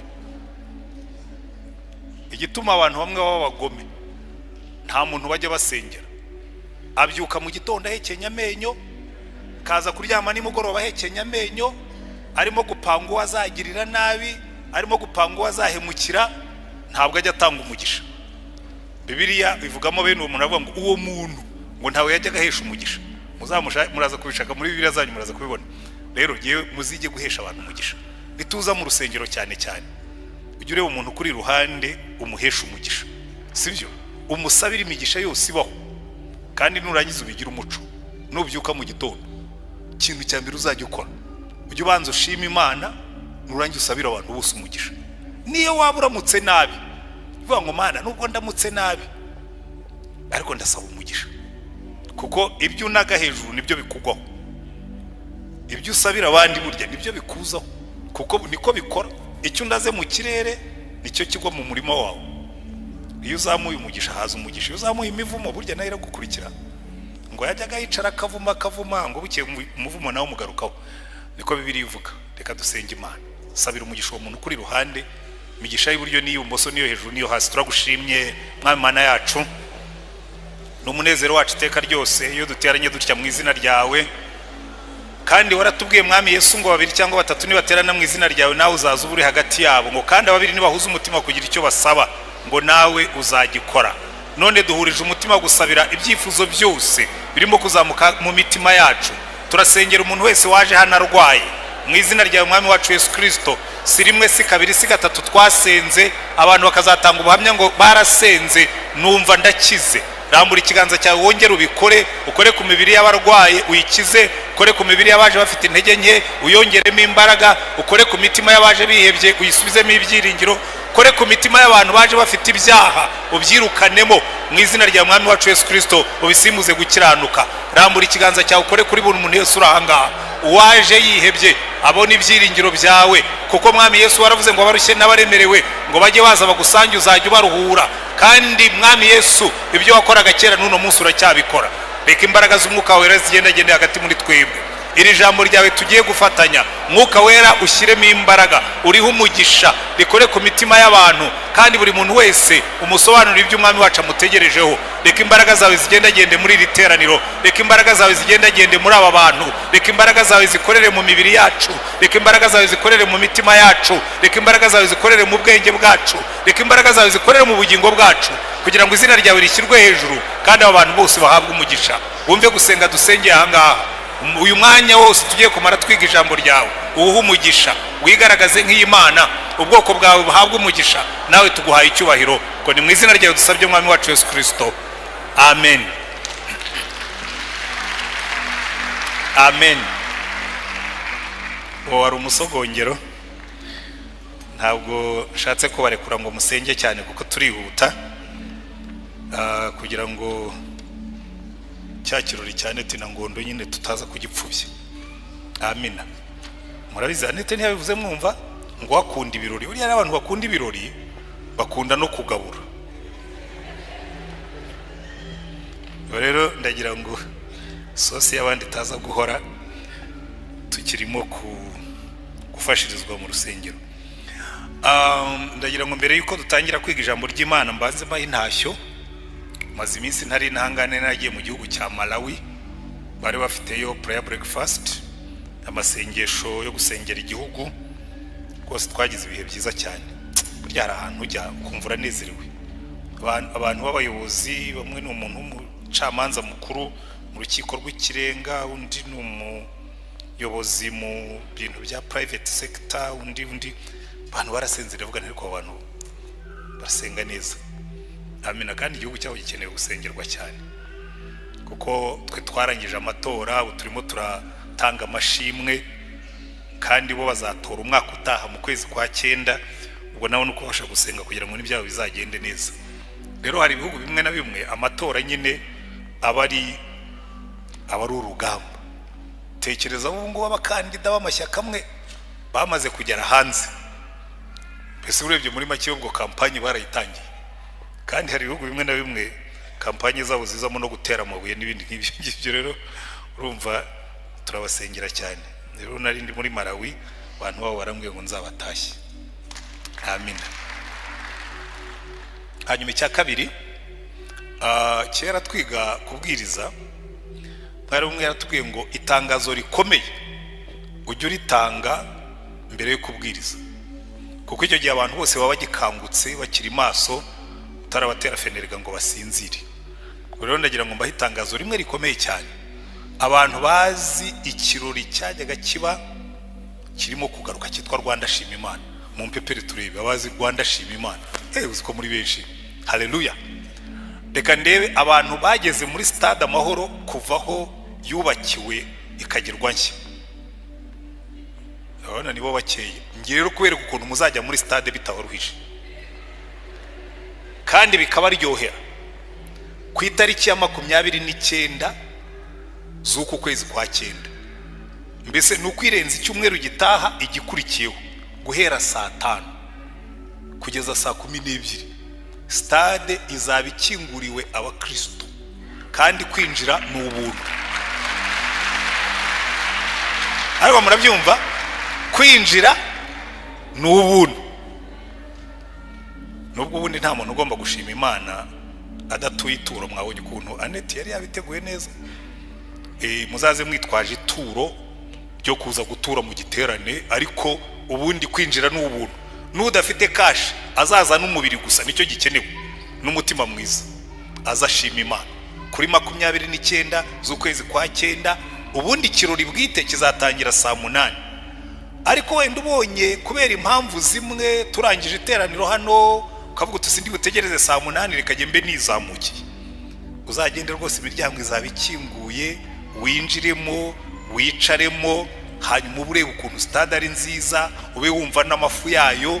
Hanyuma mu mwanya indirimbo zitabaho, korari, mass choir, abaririmbyi batoranijwe, inyigisho z'uburyohe, mbese ni ikirori no gushima Imana. Amen. Ubwo rero ndabararitse, uzaburayo ntazavuge ngo ntitwari twamubwiye. Hari ushobora kurata icyo kirori ukazongera kujya kuri stade, wenda perezida yongeye kurahira, cyangwa ugategereza ukwezi kwa 7 niba umunsi mukuru wo kubohora igihugu uzajya ubera kuri stade simbizi. Ubwo rero muzaprofite kuri 29 ikiri nshya, sibyo, ikiri mu masashi, mugihe namwe hanyuma muramye Imana, muhimbaza Imana, mushima Imana kuri 29 saa 8. Amen. Hanyuma ariko uriya rero akeza karigura. Umuntu uzashaka gukoresha inzu y'igitangaza yitwa Kigali Arena, murayizi nayo yegeranye na stade, yicaza abantu nk'ibihumbi 10, miliyoni 20 ugomba kuba uzikoreye kugira ngo uyifate. Stade yo sinzi uko bizaba bimeze, kuko ntabwo ari ubuntu, kereka niba zavuga atari ko bagiye gushima Imana, wabona n'Imana ishyize mu kuboko kwayo. Ariko tuzayikodesha. Se hari cyananira abakristo? Ibihumbi 45 by'abakristo bananirwa kwikodeshereza stade? Ni ibintu byoroshye cyane. Ku cyumweru paruwase ya Remera tuzatura ituro ryo gushyigikira Rwanda Shima Imana. Nabisabye senior pastor, ndamubwira ntunyemerere mbitangaze nka ex senior pastor, usigaye ndi ex, kandi mwarankundaga. Najyaga mbabwira ikintu neza, abantu bose bari babiziremera yuko iyo pastor avuze ngo iki kintu turagikora, cyahitaga gikoreka. Rero na Rwanda Shima Imana cyumweru gitaha muzazi mwiteguye kwitera inkunga. Nabwiye na pastor ngo azakore muri za reserve tuba dufite, burya hari ibintu by'amareserve tuba twibitseho hirya hariya by'ubutabazi bwo mu gihe yo habaye ibigoranye, ariko twe kujya tujya mu bintu tutagizemo uruhare, sibyo? Ubwo rero ku cyumweru muzaze mwabyiteguye, bazatura ituro rya Rwanda Shima Imana, pastor yongeremo andi azaba yagenyewe n'inama ya paruwase, hanyuma bamenye ko paruwase ya Remera turabagabo, sibyo? hari abantu utangiye kuvuga amafaranga ngo ariko ngo urumva ngo buriya ngo baradushakaho amafaranga. Twe Imana yatugiriye neza pe, nka buriya rwose ndabona nkanita nkabona yamaze kuyatanga. Sivyo ndakubeshyeye ndabimbikuziho n'abandi buze ngende mvuga buri muntu mbiziho. Aha ndabizeye ku cyumweru tuzakora hasi nk'inkuba, hanyuma bumve hirya hariya bavuye bati iremera batwerereye Rwanda shima Imana mu buryo bufatika. Cyane cyane ko na senior pastor nawe buriya nakora hasi muzaba mwumva uko byagenze. Amen. So ngira ngo nibyo ngibyo ryo ryari itangazo ryo kugira ngo Rwanda shima Imana turifuza kuzuzuza stade. Nandi matorero yose yo muri uyu mujyi twaravuze ngo ya nta kuntu amakipe y'umupira yajya yuzuza stade abantu ngo nituza gushima Imana tuze ducagase tumeze nk'intama zaheze mu ruguri. Tugomba gukora iyo bwabaga iriya stade tukayuzura n'Imana ikamenya yuko igikorwa yaduhaye natwe twakishimiye. Niyo nka ntimuzayisige, sivyo? Tugomba kuyuzura Imana ikamenya ko twari duhari. Imana ibaho umugisha. Rero reka twinjire mu ijambo ry'Imana. Murabizi ari igihe umuntu aryoshye inkuru hanyuma akaza kugeraho akayibishya, ko burya ibiryo bongeyemo ibirungo byinshi bigeraho ngaho bikabiha. Ubu Rwanda shima Imana 29 kuva saa 8 ariko wagera yose na saa 5 hazaba hakinguye, kandi ubwo buriya baziyaranje bashyiremo umuzika mwiza ugufasha kumva wegereye Imana. Turakomeje rero mufate Bibiliya zanyu Samuel wa mbere. Siko tutasomye ibice cyangwa wabisomye nta nari mbanje ari gihe warusinziriye. Reka mbyisomere buriya hanyuma kandi ndabahindurira nsome ibyo ngiye kwigishaho. Oya hari ibice bibiri bampaye hanyuma nkuramo kimwe ikindi ndagihindura kugira ngo bize kujyanirana. Samuel wa mbere ibice 17 turasoma duhereye ku murongo wa 45.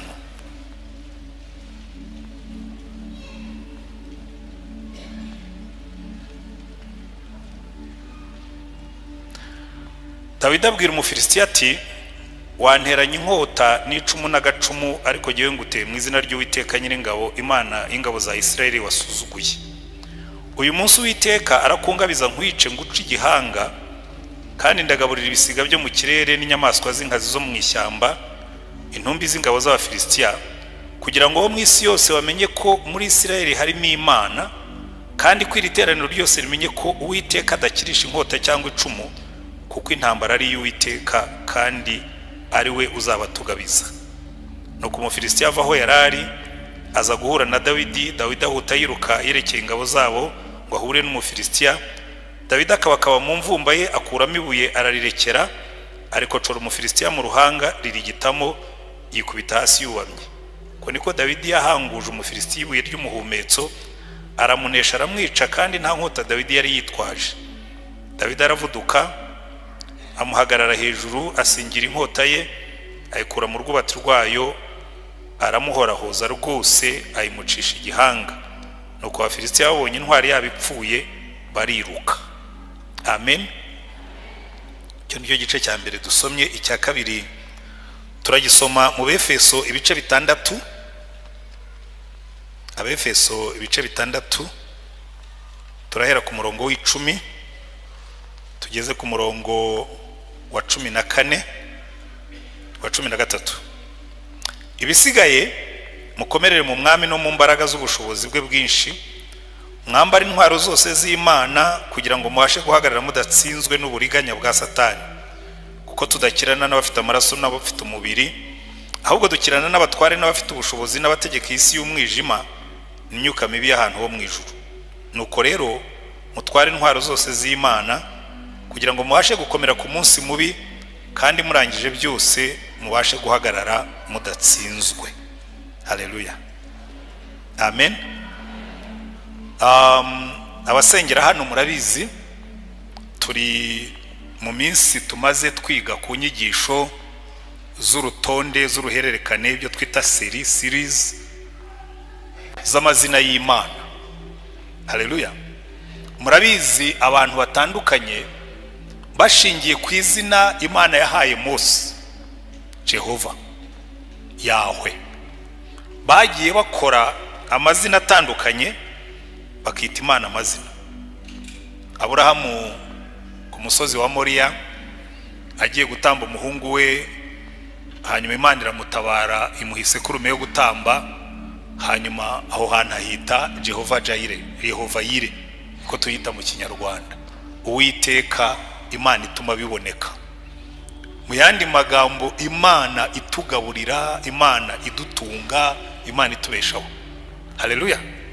Umukozi w'Imana Mose bararwana mu kibaya cya Refidimu, ahagarara ku musozi, yazamura amaboko, Yosuwa akanesha, yamanura amaboko, Yosuwa akaneshwa. Hanyuma ageze bamufata amaboko ngo Yosuwa atsindisha abamarayika inkota, arangije yubaka igicaniro, arakibatiza cyita Jehova Nisi, Imana ibendera ryacu, cyangwa Imana ihora iturwanirira. Haleluya. Hanyuma Gideyoni yicaye munsi y'igiti cy'umwera arimo gusekura ingano mu muvure, Imana iramubonekera, ariko amaze kumenya ko ari Imana aravuga ati ndapfuye. Imana iramubwira ati ntacyo uri bube. Hanyuma yubaka igicaniro akita Jehova Shalom, Uwiteka amahoro yacu, n'ayandi mazina n'ayandi mazina n'ayandi mazina. Ndenda kubabwira buri muntu wese muri twe wigeze akorana n'Imana, wigeze abona Imana imukorera. Ushobora kuba waruyise Imana izina nawe ntumenye ko wayise izina. Haleluya. Ahubwo reka nkubaze, haba waba ushobora kwibuka igihe Imana yakoze ikintu ukicara ukavuga ngo umva Mana uri Imana? Haleluya. Hari igihe umuntu yicara akavuga ngo umva Mana uri Imana. Amina. Mfite umwana w'umukobwa, hari ubwo abantu bajya banga gutanga ubuhamya bwo mu rugo, ariko buriya nka biriya ndetse na ngondo bakoze ni byiza. Burya mujye mutanga ubuhamya bw'iwanyu, kuko burya ubuhamya bw'iwanyu nibwo bw'iwanyu. Hari abantu bakunda ibintu byo hirya kure bya generalite, ngo ariko ntukavuga ibintu byawe, ngo ntukishyira ahagaragara, jya uvuga ibikureba. Ishimwe ryawe riba ari iryawe, n'ibyaha byawe wihannye biba ari ibyawe. Ibyo nibyo abantu bakunze kumva, ngo ntukavuga ibyaha byawe. Kandi Imana yarangiriye neza, reka nyibabwira ko nari umunyabyaha, Imana ikangirira neza. Amina. Cyo nendaga kubwira si icyo, twese burya tujya twita Imana izina. Muri 1994 twabyaye umwana w'umukobwa. Hanyuma murabizi abagabo tuba dufite responsibility ikomeye cyane yo kubona izina uzita umwana. Hanyuma na madamu turicara ndamubwira ntuya mwana tumushakira izina rikwiye igihe tuvuyemo. Turashakisha, hanyuma tumwita Uwirinze. Uwirinze. Hari abantu bajya basoma izina rye wenda nk'iyo yanditse ku bipapuro bakamwita Uwirinze. Ni Uwirinze, kuko twabonye Imana irinda umuntu. Imana ikakurinda, ibintu bikaza ukabibona, bombe zikagwa zikagucaho. Umva, ku itariki ya 19 z'ukwezi kwa 4 twari hariya muri stade. Bugeti yanjye sinzongera kuyimenya, barazihindaguye. Najyaga njyayo kuri 19 z'ukwezi kwa 4, najyaga njya hariya nkicara munsi ya iskariye ya 6, niho twabaga. Nkibuka bombe igwa mu metero 2 aho nasengera. Nari nicaye ndimo gusenga saa 12 n'igice za mu gitondo, kubita igikompora kiraza kigwa mu metero 2 zaho nicaye nka hariya. Amayekara yose agenda agana hirya, ntiyagaruka hano.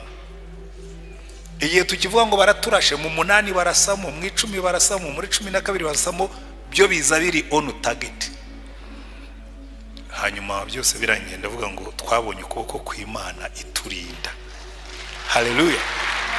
Umwana twabyaye tumwita Uwirinze, Uwimana irinze. Ukajya umenya ngo Imana ni umurinzi wanjye, agahora ari urwibutso.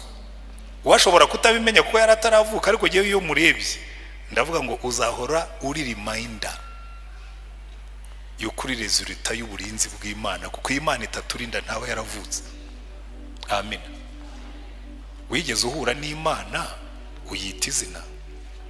Wigeze ugira ahantu Imana yagusanze iteka ryose wahasubira ukumva Imana irongeye ibaye nshya kuri wowe, ukavuga ngo ya Mana twahuriye aha ngaha? Hari Imana yo ku migezi, hari Imana yo muri stade, hari Imana y'ikabuye. Twarayikabuye hasaga nabi, ndicara numva byiringiro biraheze, ndicara nzamurijwe mbwira Imana ngo Mana n'ahantu hasa naha urahari.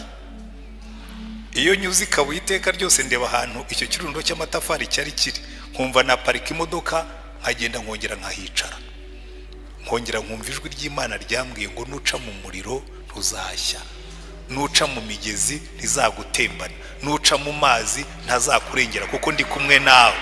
Haleluya. Baburahamu bari bafite imisozi yabo, ba Mose bari bafite imisozi yabo, natwe dufite yacu. Ni nabyo njya mbwira abantu bavuga ngo ariko ngo kuki musenga ngo Imana ya Isirayeli? Ngiye sinyasenga Imana ya Isirayeli, senga Imana y'u Rwanda kuko niho nahuriye nayo. Imana ya Aburahamu niyo Mana ya Rutayisire.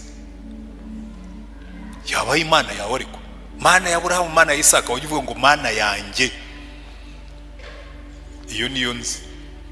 Aburahamu yarazi Imana ye, nanjye nzi yanjye kandi nimwe.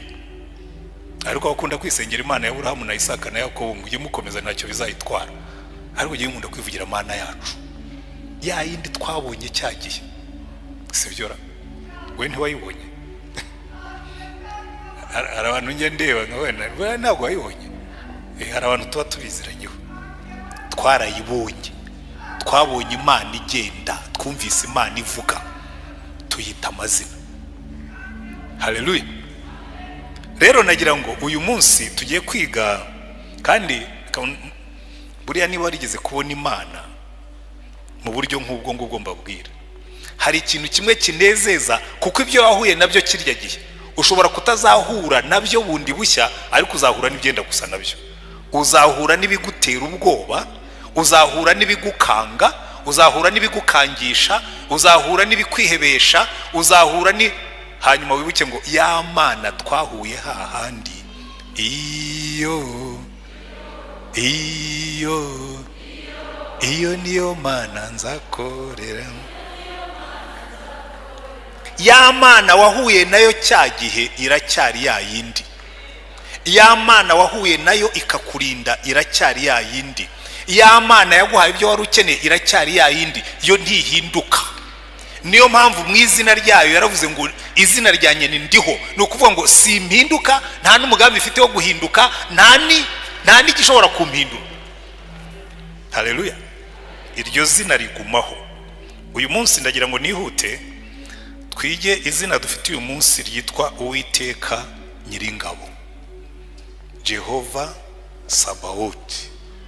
Uwiteka Nyiringabo. Muzi nakoze ubushakashatsi muri Bibiliya, nsanga mu mazina yose abantu bahaye Imana irigaruka kuruta yandi yose ni iringiri. Nimufata Bibiliya za abafite telefone zirimo Bibiliya, uze kujya mu ishakiro ushyiremo ijambo Nyiringabo, uraza gusanga riza inshuro zirenze 150. Ushatse Jehova Jaire, Jehova Jire, Jehova Nisi, Jehova Shalom, Jehova Rafa, uzasanga wenda rizamo rimwe cyangwa kabiri, ariko ntabwo rigera mu 150. Izina ry'Imana riza kuruta yandi ni Uwiteka Nyiringabo. Haleluya. Buriya rero iyo abantu bagiye bita Imana izina bakarigarukaho wagombye kubitekereza cyane. Nasubiye inyuma ndashaka ariko kuki abantu bakunze muri Bibiliya mu isezerano rya kera. Ubwa mbere tubona iryo zina ritangira ku gice cya mbere cyo muri Samuel wa mbere, ariko guhera kuri Samuel wa mbere, mbere ya Samuel wa mbere nta iryo zina uribona, ariko guhera kuri Samuel wa mbere riragaruka no mu bahanuzi kurinda bigera kuri Maraki, yitwa Uwiteka Nyiringabo. Kandi biratangaje cyane. Nasubiye inyuma nshakisha ingabo z'Uwiteka, nsanga ari nyinshi pe, zirimo amatsinda 3. Itsinda rya mbere ni ingabo zo mu ijuru, kandi Bibiliya itubwira ngo mu ijuru Imana ifite abamarayika uduhumbi n'agahumbagiza. Mbese Yohana yarababonye ananirwa kubabara. Muze kureba mu byahishuwe ibice 5. Reka wenda mpabasomere kugira ngo twihute. Mu byahishuwe ibice 5 Yohana yabonye mu ijuru umurongo wa 11 aravuga ngo ndareba numva ijwi ry'abamarayika benshi bagose ya ntebe na bya bizima na babakuru, umubare wabo wari inzovu ubundi ni 10,000. Inshuro inzovu, umva wafata 10,000 ugakuba ni 10,000, ariko ubundi ngira ngo ni exposa 10,000, ariko asanga ntibihagije n'uduhumbi n'agahumbagiza. Uyu mubare ntabwo wawubara. Inzovu n'uduhumbi n'agahumba, mbese mu yandi magambo aravuga ngo nabonye abamarayika batagira umubare. Izo ni ingabo z'Imana. Haleluya. Kandi mwibuke yuko abo yabonye ni 2/3 by'ingabo zose Imana yari ifite, kuko mu byahishuwe mu gice cya 12 batubwira ko Satani yamanukanye 1/3, ariko ko byagenda kose hasigayeyo 2/3 biri mu ruhande rwacu. Haleluya. Nimwitegereza neza muri Bibiliya muzabona intambara nyinshi zirwanwa n'abamarayika. Reka wenda mbaho ingero 3 kuko zo ni nyinshi cyane, ingero 3 zifatika kandi ziryoshye. Urugero rwa mbere ni igihe Abayisiraheli bari bavuye muri Egiputa. Bibiliya iratubwira ngo marayika w'Uwiteka yagenderaga mu gicu. Amen. Ngo icyo gicu cyagendanaga nabo, ngo kumanywa kikababera igicucu, nijoro kikababera umucyo. Noneho umunsi umwe gihinduka n'umurwanyi w'intambara. Farawo arabasatiriye, imbere hari inyanja, inyuma yabo hari umusozi, kandi naho Farawo aturutse, kuko bari hagati y'imisozi 3. Bari hagati ya Pihayirote na Barisefone na Migidol. Uzi gukubitirwa hagati y'imisozi 3, imbere hari inyanja. Imbere hari inyanja, inyuma hari Migidol, hirya hari Barisefone, handi hari Pihayirote. Kandi Farawo aturutse inyuma. Noneho Mose atangiye gutakira Imana. Imana ngo Mose kuki urimo kuntakira? Bwira abantu bakomeze bagende. Mbwira abantu bakomeze bagende, kandi imbere hari inyanja. Arambwira ngo no, imbere hari inyanja ariko si yihari, hari marayika uri mu gicu. Webwira abantu bakomeze bagende. Atunze inkoni, abaturage batangiye kugenda, inyanja iribwiriza irababisa, kuko hari Imana iturwanirira. Haleluya.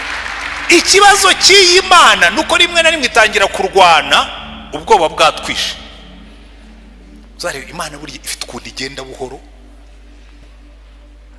Imana wajya ugendera mu ijana, natangira gusenguka wahageze, akabwira ngo ya wejye unyizera gusa ngendere muri 5, uko byagenda kose ndahagera.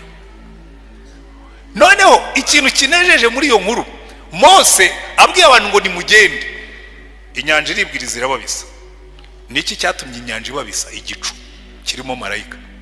Noneho ngo cya gicu kivaho cyari kirimuka kijya inyuma yabo, hagati yabo n'Abanyegiputa. Ngo marayika ari mu gicu, ngo arunguruka Abanyegiputa arabaseka. Ariko abagabo ibyo nabakoreye ejo bundi ntacyo byababwiye. Nisha abana b'imfura bose, ab'inka n'ab'ihene n'intama n'abantu n'amapusi n'inkoko, byose icyari cyaravutse mbere cyose cyitwa uburiza. Marayika umwe yari yabitsembye. Hanyuma ngo abwira Abayisiraheli mwebwe mugende, acana fare ndende ngo arabamurikira. Hirya ku ruhande rw'Abanyegiputa arazimya, haba umwijima. Barakomeza baragenda, marayika bareba, ubwo ahagaze hagati arimo arabareba baza, avuga ati uzi ko abantu bihebye. Ntabwo abonye bageze mu nyanja neza, abwira amazi ngo nimumanuke mwongere musubirane. Imana ibwira Mose n'Abisirayeli ngo Abanyegiputa mwabonye uyu munsi ntimuzongera kubabona ukundi. Haleluya. Abanyegiputa mwabonye uyu munsi ntimuzongera kubabona ukundi, kuko uru rugamba nijye uri bururwane mudafashe ikintu icyo ari cyo cyose. Kandi yararurwanyira rurangiza. Marayika umwe uhagaze mu gicu.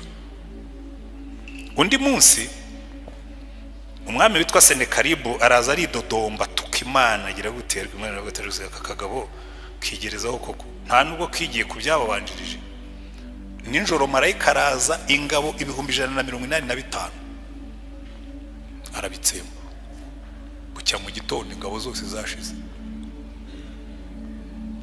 urugamba marayika rurangiza rero iyo wavuze ngo Uwiteka Nyiringabo reka mba urundi rugero rumwe ko nari nabasezeranije 3 mwibuke igihe Yosuwa yaragiye gufata umujyi wa Yeriko haje marayika mu gice cya 6 cya Yosuwa marayika araza hagarara ahantu afite inkota mu ntoki ariko yaje mu isura y'umuntu Yosuwa nka generali mukuru w'ingabo aravuga ati byari byose nigiye ugomba kuvugana n'uriya mugabo uje yitwaje inkota akazagana ikigo cyacu araza muhagarara imbere yo kwema inkota ye nawe aravuga ati uraje ngo turwane cyangwa uje kudufasha marayika aramureba aramuseka nawe yewe ubanza ukuremo ibyo bikweto byawe ko ndabona biriho n'ivumbi ryinshi kandi aho hantu uhagaze ubwo uri imbere yanjye nahera Yosuwa aravuga ati karabaye ngo akuramo inkweto yikubita hasi ararambarara marayika aramubwira ngo ubu rero jewe nje kuba umugabo w'ingabo z'Uwiteka Yosuwa nibeshya yuko aje kuba umugabo w'ingabo za Isirayeli aramubwira no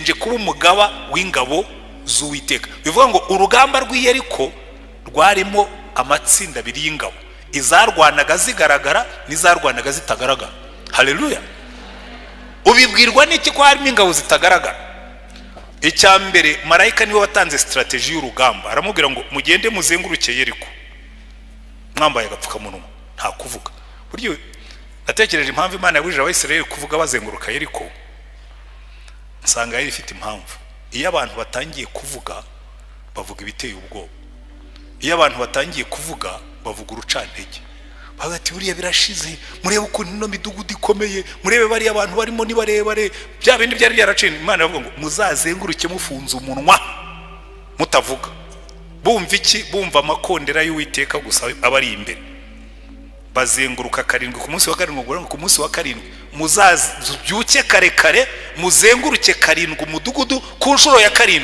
muzavuza karuru ntabwo bari bazi kiri bube bavugije karuru babikoze nkuko babwiwe basubira mu ngando nibwira ko abantu b'Iyeriko bagomba kuba barabwiye abasirikati mujye kwiryamira turabona bari abagabo nta mugambi bafite wo kurwana abantu barifata bakavuza ibikondera bakazenguruka umurwa ntibarimo kubaka ibyo kuririraho ntibarimo no gushaka ibyo amabuye yo gutera baraho gusa baravuza amakondera bakazenguruka bagasubira mu ngando bari ibyo urugamba ntabyo bazi ariko ku munsi wa 7 ngo bavugije akamu inkuta z'Iyeriko zose zirahirima ninde wahiritse inkuta z'Iyeriko ingabo z'Uwiteka kubera ko wa marayika wari waje kubafasha kurwana we yakoze ibyo badashobora gukora n'ubundi iteka ryose n'ikimana ikora Imana idukorera ibyo tudashobora gukora haleluya ubwo Yesu yasubiraga mu ijuru ngo abamarayika baramubaje batarose boss ko wari wagiye hariya mu isi tubwiye ko ugiye kubacungura tukabona wigarukiye buriya waracunguwe ati buriya ibyo batashoboraga kwikorera nabirangije ibisigaye ba Petero na ba Yohana bariya wabonye nasize baramwe ati Petero na Yohana babandi bajya kuroba wazutse navuga ati ibyo ni mu byihorere hasigaye akantu kamwe gusa nimara kuboherereza ku mbaraga za hano muzabona impinduka bazazana kuko ibyo batashoboraga kwikorera kwirihirira ibyaha byabo kwicungura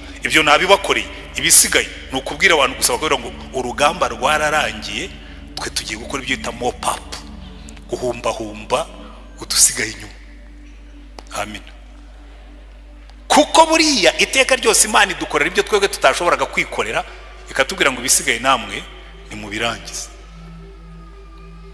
niba twashoboraga kubyumva ariko mbona rimwe na rimwe hari igihe wigisha abantu ibintu ko batari ko buriya barabyumva nkuko mbyumva kuko Imana niyo iturwanirira haleluya so itsinda rya mbere ry'ingabo rigizwe n'abamarayika ikintu gitangaje cy'Imana nuko n'abariya Satani yatwaye ntabwo Imana yo yigeze bihakana baracyari mu ngabo zayo yishatse kubakoresha irabakoresha reka mbahingere ebyiri hari igihe umwami Sawuli yananiye Imana yanga kumvira none birantangaza cyane kumva birivuga ngo umwuka mubi yajyaga ava ku Uwiteka ngo akamuhagarika umutima Imana igafata umwuka mubi kajya guhagarika umwuka wa Sawuli, umutima wa Sawuli n'amadayimoni. Mwibuke mu gihe cya Ahabu, Imana ngo yakoresheje inama mu ijuru iravuga ngo ariko ninde wakoshyushya uriya mugabo witwa Ahabu,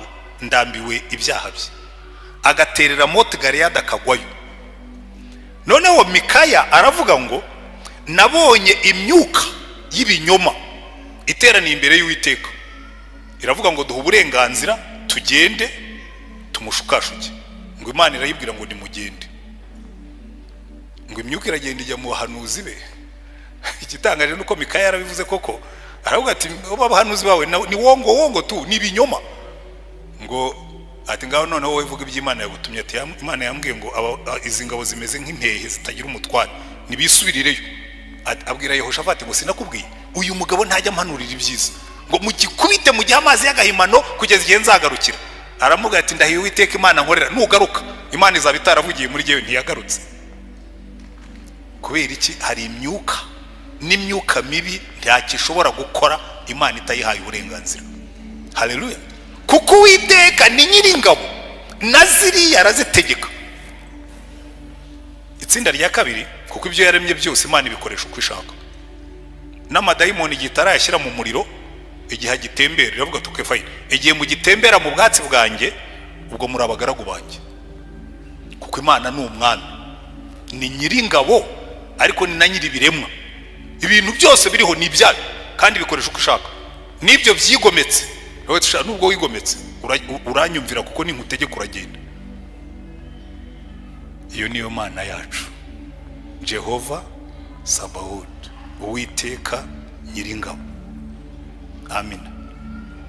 Ubwoko bwa kabiri bw'ingabo ni nabwo buteye ikibazo, ni twebwe. Ariya magambo twasomye yo mu Befeso, Imana twe idufata nk'abasirikare ikavuga ngo mwambare intwaro zose z'Imana. Ubundi umuntu yambara intwaro ari umusirikare agiye kurwana. Mwambare intwaro zose z'Imana kugira ngo mubashe guhagarara mudatsinzwe. Niyo mpamvu rero mbabwira ni buriya ubwoko bw'Imana, abera b'Imana ni ingabo z'Imana, ariko muri biriya byose turi bubone nizo ngabo zikojeje isoni. Umva, ubundi ikintu kimwe kiranga ingabo zirangwa na obedience no kumvira amabwiriza. Ingabo zigendera kuri gahunda, niyo umurimo wabo ukomeye zirumvira, niyo haba ari ninjoro zirumvira, niyo haba ari mu mvura zirumvira. Abarimo hano babaye mu gisirikare bashobora kubivuga kundusha. Ingabo ubundi ikintu cya mbere kiranga ingabo nyangabo ziyubaha, zirangwa n'ikintu cyitwa discipline na obedience. Iyo ufite ingabo zigenda uko zishakiye nta ngabo ziba zirimo, ibyo ni akajagari. Ariko twebwe muzarebe, turabona ingabo za Yesu koko, uretse ko ari nabitirira iryo zina. Kera twajyaga turirimba korasi, none ntitukirimba kuko hari ababyitiriye bakora ibintu by'amafuti. Si ibyo nababwiraga, biyise ingabo za Yesu z'abanyamafuti. Ariko reka mbereke, izi ngabo kategori 2 nizimana ibwira ibintu zikajya impaka. Ubundi nta musirikare ujya impaka na boss. Iyo afandi mukuru yavuze ngo murajya hariya, niyo umva. Jewe nitegereje abasirikare mu gihe cya genocide n'intambara yo kwihagarika, bari abantu narabatangariye. Twabaga hariya muri stade, umusirikare umwe sinzi n'izina rye cyakora isura ye nari nyizi. Icyo gihe bazaga niho ari no kumenya na ranka ye, babaga bameze nkatwe baba civilian. Inkotanyi icyo gihe zibwira ngo bambaraga bitandukanye. Uwo nguwo rwose yazaga yiyambariye, ariko bene wabo bari babizi ko ari afandi. Aravuga ati hari imbunda yari iri hari haruguru hariya zanu, iriya mbunda ndayishaka kuko mu mwanya hari order baduhaye yo kujya gufata rebero. Iriya mbunda igomba kwanza ikavamo. Baragiye nyuma y'isaha barazaramubwira ati byanze. Ati nababwiye ngo ntibishobora kwanga, mufata abandi musubiriyo ndayishaka. Bagarutse bayizanye. Kuko niyo byaba bikomeye, iyo uri umusirikare nyamusirikare nta impossible ibamo. Niyo mwagenda mugakomereka babaha abandi kugeza igihe iyo target igerwaho. Ariko muzarebe twebwe turiyorohereza. Ariko urumva ibintu barimo kutubwira ngo nitureke gusambana, ngo nitureke gukunda ibintu ubundi biri simple. Twebwe ingabo za Yesu umva nizo ngabo zitagira gahunda, nizo ngabo zitagira discipline, nizo ngabo zikorera ibyo shebuje yazibujije kandi zigakomeza zisa n'iz'ibihugu bimwe na bimwe nashaka kuvuga mu mazina. Ingabo zitagira discipline. Ariko bambe ntabwo wazirenganya. Buriya mu byo nize, jewe nize ibintu bya leadership barakubwira ngo ingabo zose zigenwa cyangwa zigengwa na kadete abofisiye bazo bizemo. Iyo ufite abasirikare bakuru bigiye muri kadete za wongo z'amafutifuti, ugasanga pastori ni utanga urugero rw'ubusinzi, ugasanga ni ukabakaba ni ugira gute, nta kuntu ingabo zitazasa nawe, kuko ingabo zose zisa n'umutware wazo. Ariko icyo nicyo kibazo cy'izi ngabo. Kategori de y'ingabo nizo ngabo zirwana hagati yazo zikumva ari normal, kandi shebuja yazihaye akazi bajya gukora, bafite brigade ya 400 igomba kungikanya ni ya 405, zirahindukiye intwaro babahaye bararasanye, kandi shebuja bari ntibanagire n'isoni bakamugaruka imbere. Buriya nkunda ukuntu basogokuruza batozaga abasirikare babo. Umwami witwa Ruganzu yari afite ingabo zitwa ibisumizi, hanyuma bavuye gutera hirya iriya bamurasa mu jisho arapfa. Ibisumizi baravuga bati ntabwo dushobora kubaho umwami wacu yapfuye, bose bariyahura. Ati no nta kuntu twazabwira abanyarwanda ko umwami wacu bamwishe duhari. Ariko bari bamurasha umwambi, soko ingabo zari zananiwe kumurwanirira, umushi yahagaze mu giti amurasa mu jisho, umuntu arapfa. Na Rwabugiri niko yapfuye. Buriya bari abantu birigire hari ukuntu batumazeho abami abibihanganye bose bishwe n'imyambi y'abashi n'abanyabungu. Ariko icyo nenda kubabwira si icyo ngicyo. Urumva abo baravuga ati no ibi ntabwo dushobora kubyemera ko bibaho. Ariko twebwe usanga uyu nguyu ngo niki ntashobora gufatanya n'uyu no mu itorero rimwe, ugasanga niyo turi no muri paruwasi imwe nka hano, ugasanga dufite senior pastor ariko erezo makwani Remera bidahari, senior pastor ntashobora kuvugana na Oderi. Ndabitanga urugero kuko hano ni iwacu kandi nzi ko bo nta bihari, ariko ngira ngo murabizi haraho bijya biba kumva za bombori zihora ukose. Izi ngabo ni bwoko ki? Izi ngabo zambaye uniform ariko zikaba zirimo kurwana hagati yazo, ariko nazo ni ingabo zayo z'Imana. Jehova Sabaoth, Uwiteka Nyiringabo, nimbi nazo zibarize arazihanganira. Ariko buriya twagombye kuzitoza ku buryo zitozongera gukoza isoni badatabujwe. Nyine abashinzwe kadete mu byumve hirya ngaha, tugomba kubatoza ku buryo muzajya mukora ibintu bifite imbaraga kandi bifite umurongo, tukabantu bafite discipline, kuko turi ingabo z'umwami. Mwambara intwaro zose z'Imana mushobore guhagarara mudatsinzwe. Kategori ya gatatu, reka nihute ngiye kugana ku musozo. Kategori ya gatatu igizwe n'ibintu tutatekereza ko Imana ibyita ingabo. Buriya ibintu byose Imana yaremye irabirwanisha. Buriya Dawidi ajya kwica Goliyati, yaraje Goliyati aza afite intwaro, afite ingabo, afite icumu, afite agacumu. Dawidi aza afite ibuye, aravuga ati mu maboko y'Imana iri buye riraruta intwaro zose ushobora kuzana. Iyi misiri iraruta intwaro zose wazanye. Kuko Imana yo buriya hari amagambo nkunda cyane, reka tuyasome muri Yoweri ibice 2 twihuse. Imana yavuga ngo hari ibintu Imana yita ingabo zayo gatanga roze, nibi nabyo Mana ubyita ingabo zawe, ingabo z'ibyaremwe. Muri Yoweri ibice 2 umurongo wa 25, Imana iravuga ngo nzabashumbusha imyaka inzige zariye. Inzige murazize? Inzige n'ibihore. Nzabashumbusha imyaka inzige zariye niyariwe n'uburima n'ubuzukira n'akagungu. Uburima, ubuzukira n'akagungu, za ngabo zanjye zikomeye nabateje.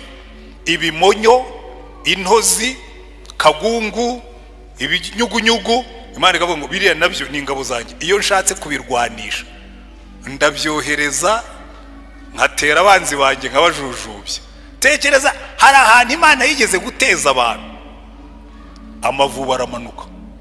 Ariko buriya nimushaka kumenya ko Imana koko igira ingabo, umuntu yigeze kuduha ubuhamya mu gihe cya genocide. Yarirukanse bamwirukankanya, arirukanka yihisha mu mwobo. Umwobo wari uriho ibitagangurwa. Urabizi burya ibitagangurwa iyo uciye ku bitagangurwa byabyo za ndodo zazo zihita zishiraho. Igihe abandi bakirimo kumushaka, ibitagangurwa biribwiriza bisubizaho intagangurwa, biradoda neza ku buryo wareba ukabona nta ubudodo bwagiye.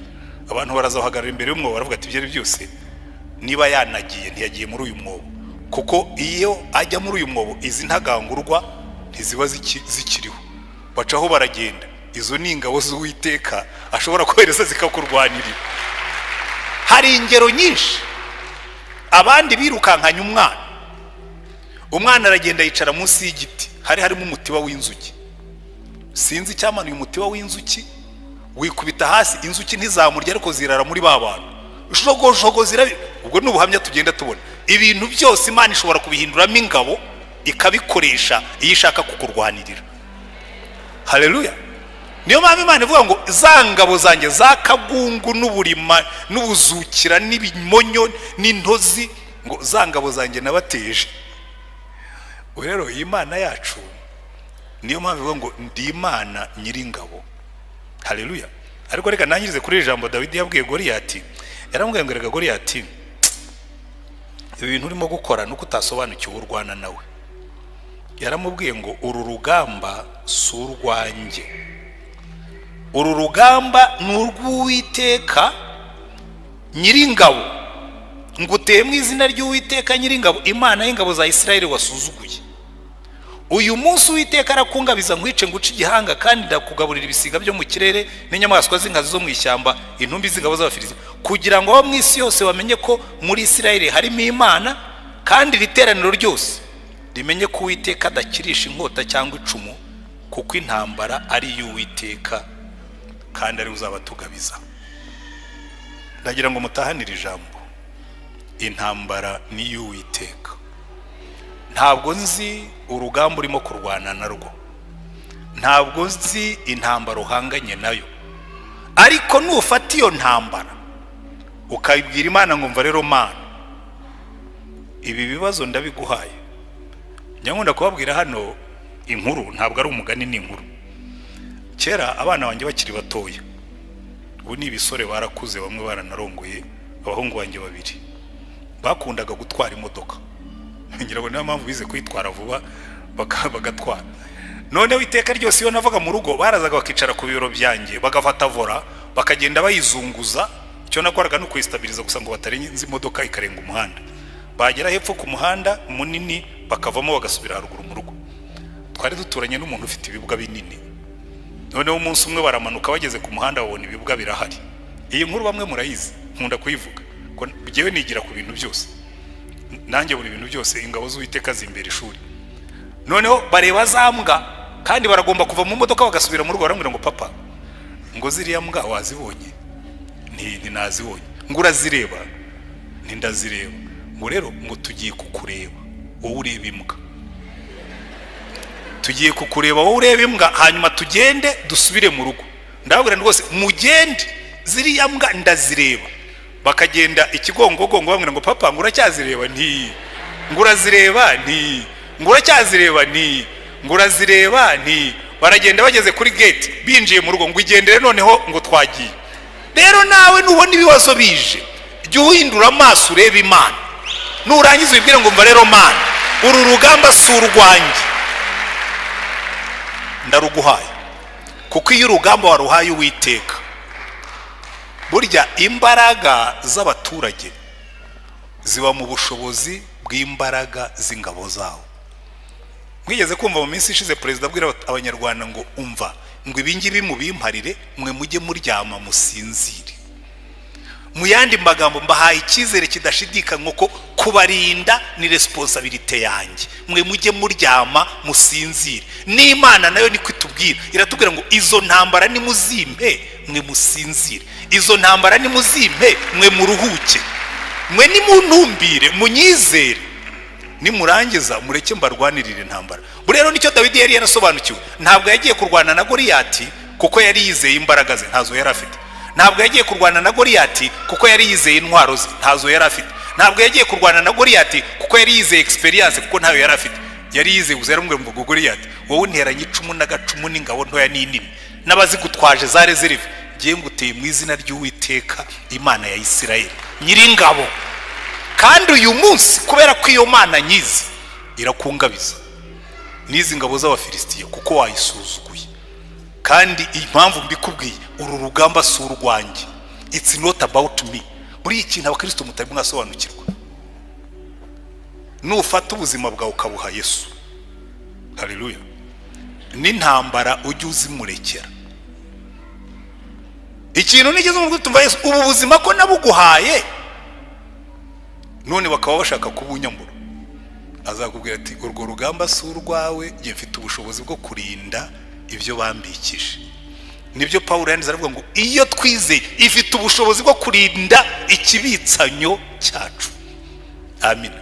Wowe ujye urinda ibyo yakubikije, urinde gukiranuka kwawe, urinde kwizera kwawe, hanyuma nurangiza umubwire ngo noneho ibisigaye watch over me. Ubu buzima ndabukwihereye uburinde. Imana niguha akazi, yewe murambe babwira ntimugire ngo ni bya bindi abantu bavuga ngo oya noneho nta n'impamvu nawe mfite ko nta nyungu nkifitemo. Buri Imana niguha akazi ujye uyubahisha ibiva mu kazi kawe, ariko nurangiza ugashingana ubwira Imana ngo rero Mana aka kazi niwe wakampaye, nzajya nkakubahisha ariko nawe ukarinde. Nubona abantu bagutwariye akazi ubwo izabiguhaya kandi bizabiguhaya kandi ibyo guaranteed ndabikubwira. N'ufite business jya ukuramo ibyo wubahisha Imana, kuko ubwo muzaba mwacanze umutungo. Utumva rero Mana jewe dore iki cya 10 nkuzaniye, ariko nawe sinya mbibabwira ngo nutanga icya 10 ujye ukivugiraho, ariko nawe undindire business, uyirinde abanyamashyari, uyirinde ingegera n'ibisambo, uyirinde abesukuro, ariko nanjye nzajya nkubahisha ibyo umpaye. Uzaba uzi ngo iyi Mana iyi business nayihaye niyizayicunga, kandi iryo ni isezerano ryayo. Urugamba si urwawe n'urwayo. Jehova Sabaoth, Uwiteka nyiringabo, Imana iturwanirira. Amina. Umutekano w'abaturage uva muri discipline n'ubushobozi bw'ingabo z'igihugu cyawo. Niyo buriya umuntu wagira security. Abanyamerika bo, iyo umunyamerika agiye ahantu arabanza akiyandikisha muri ambasade bakamenya ko hari, kandi bigira umumaro. Twigeze kujya Sierra Leone, reka ndangirize kuri iyo nkuru dusenge. Noneho tugezeyo tumazeyo iminsi 4, twari hamwe n'abanyamerika twagiye kwigisha abanyamasengesho baho. Intambara iraturika hagati witwa Paul Kuruma n'uwitwa Fode Sango. Intambara iraturika mu mujyi. Abanyamerika kubera ko yari yandikishije kuri ambasade bahise bohereza imodoka yo kuri ambasade izaho twari turi, bati tuje kukujyana. Batanze itegeko ngo tweva ko abanyamerika bose. Aravuga ati ntabwo nshobora gusiga abagenzi banjye n'igihe wabazanye. Bavuga ati uko byagenda kose bazane nabo tubajyane. Turagiye badukubita mu ndege ya UN, baratwambutsa batujyana hakurya Conakry, kubera yuko hari abaturage bafite umutekano kuko ingabo zabo zihora ziri maso. Amina. Imana yacu ariko akubwira ngo izi ngabo zose ziri mu service kandi ndiso. Umutekano wawe ni responsibility yanjye, ariko icyo ugomba gukora ugomba kubuzwi ko hari. Amen. Ugomba kubuzwi ko hari, hanyuma hasigaye nawe ukaguma munsi y'igicucu cy'isumba byose aho turindirwa. Jehova Sabaoth, Uwiteka nyiringabo. Wenda wicaye mu no munsi ufite intambara nyinshi urimo kurwana, ibintu birakugoye pe, birakuruhije, birakunanije, ariko uyu munsi ndakubwira ngo fatira ijambo rigira iryawe ngo uru rugamba si urwawe, rufata urwegurira Imana. Nuzicara mu kazi urimo gukora ukabona abantu rwose akazi kawe wakundaga abantu barimo baragashaka, barimo barakanuganuga, ujye wicara uvuge ngo hari ikintu kimwe nzi, hari Imana indwanirira indebereraho nge ntareba, nicyo nyikundira. Amen. Iyo ufite imyaka nk'iyanjye hari byinshi waramenye ku Mana, ubona nakomeza nkarondogora nkomeje, ariko hari ikintu kimwe nzi, hari ijambo Imana yigeze kumbwira ngo ntukavunwe n'ibyo utabona. Ibyo utabona nzajya mbikurebera, ujye wita ku byo ureba kandi bikugoye ujye ubimpereza, hanyuma ibyo utabona aho nzajya mpakubera. Murakaza kuvuga ati abantu barimo Imana ngabaganira, ntabwo bwebwe mubizi ibyo ngibyo Imana yarambwiye ngo sinkabitindeho, yo irimo irabireba. Papa urebe ziriya mbwa, twe turakomeza tukurebe, Imana izakureberera aho utareba naho udashobora. Jehova Sabaoth.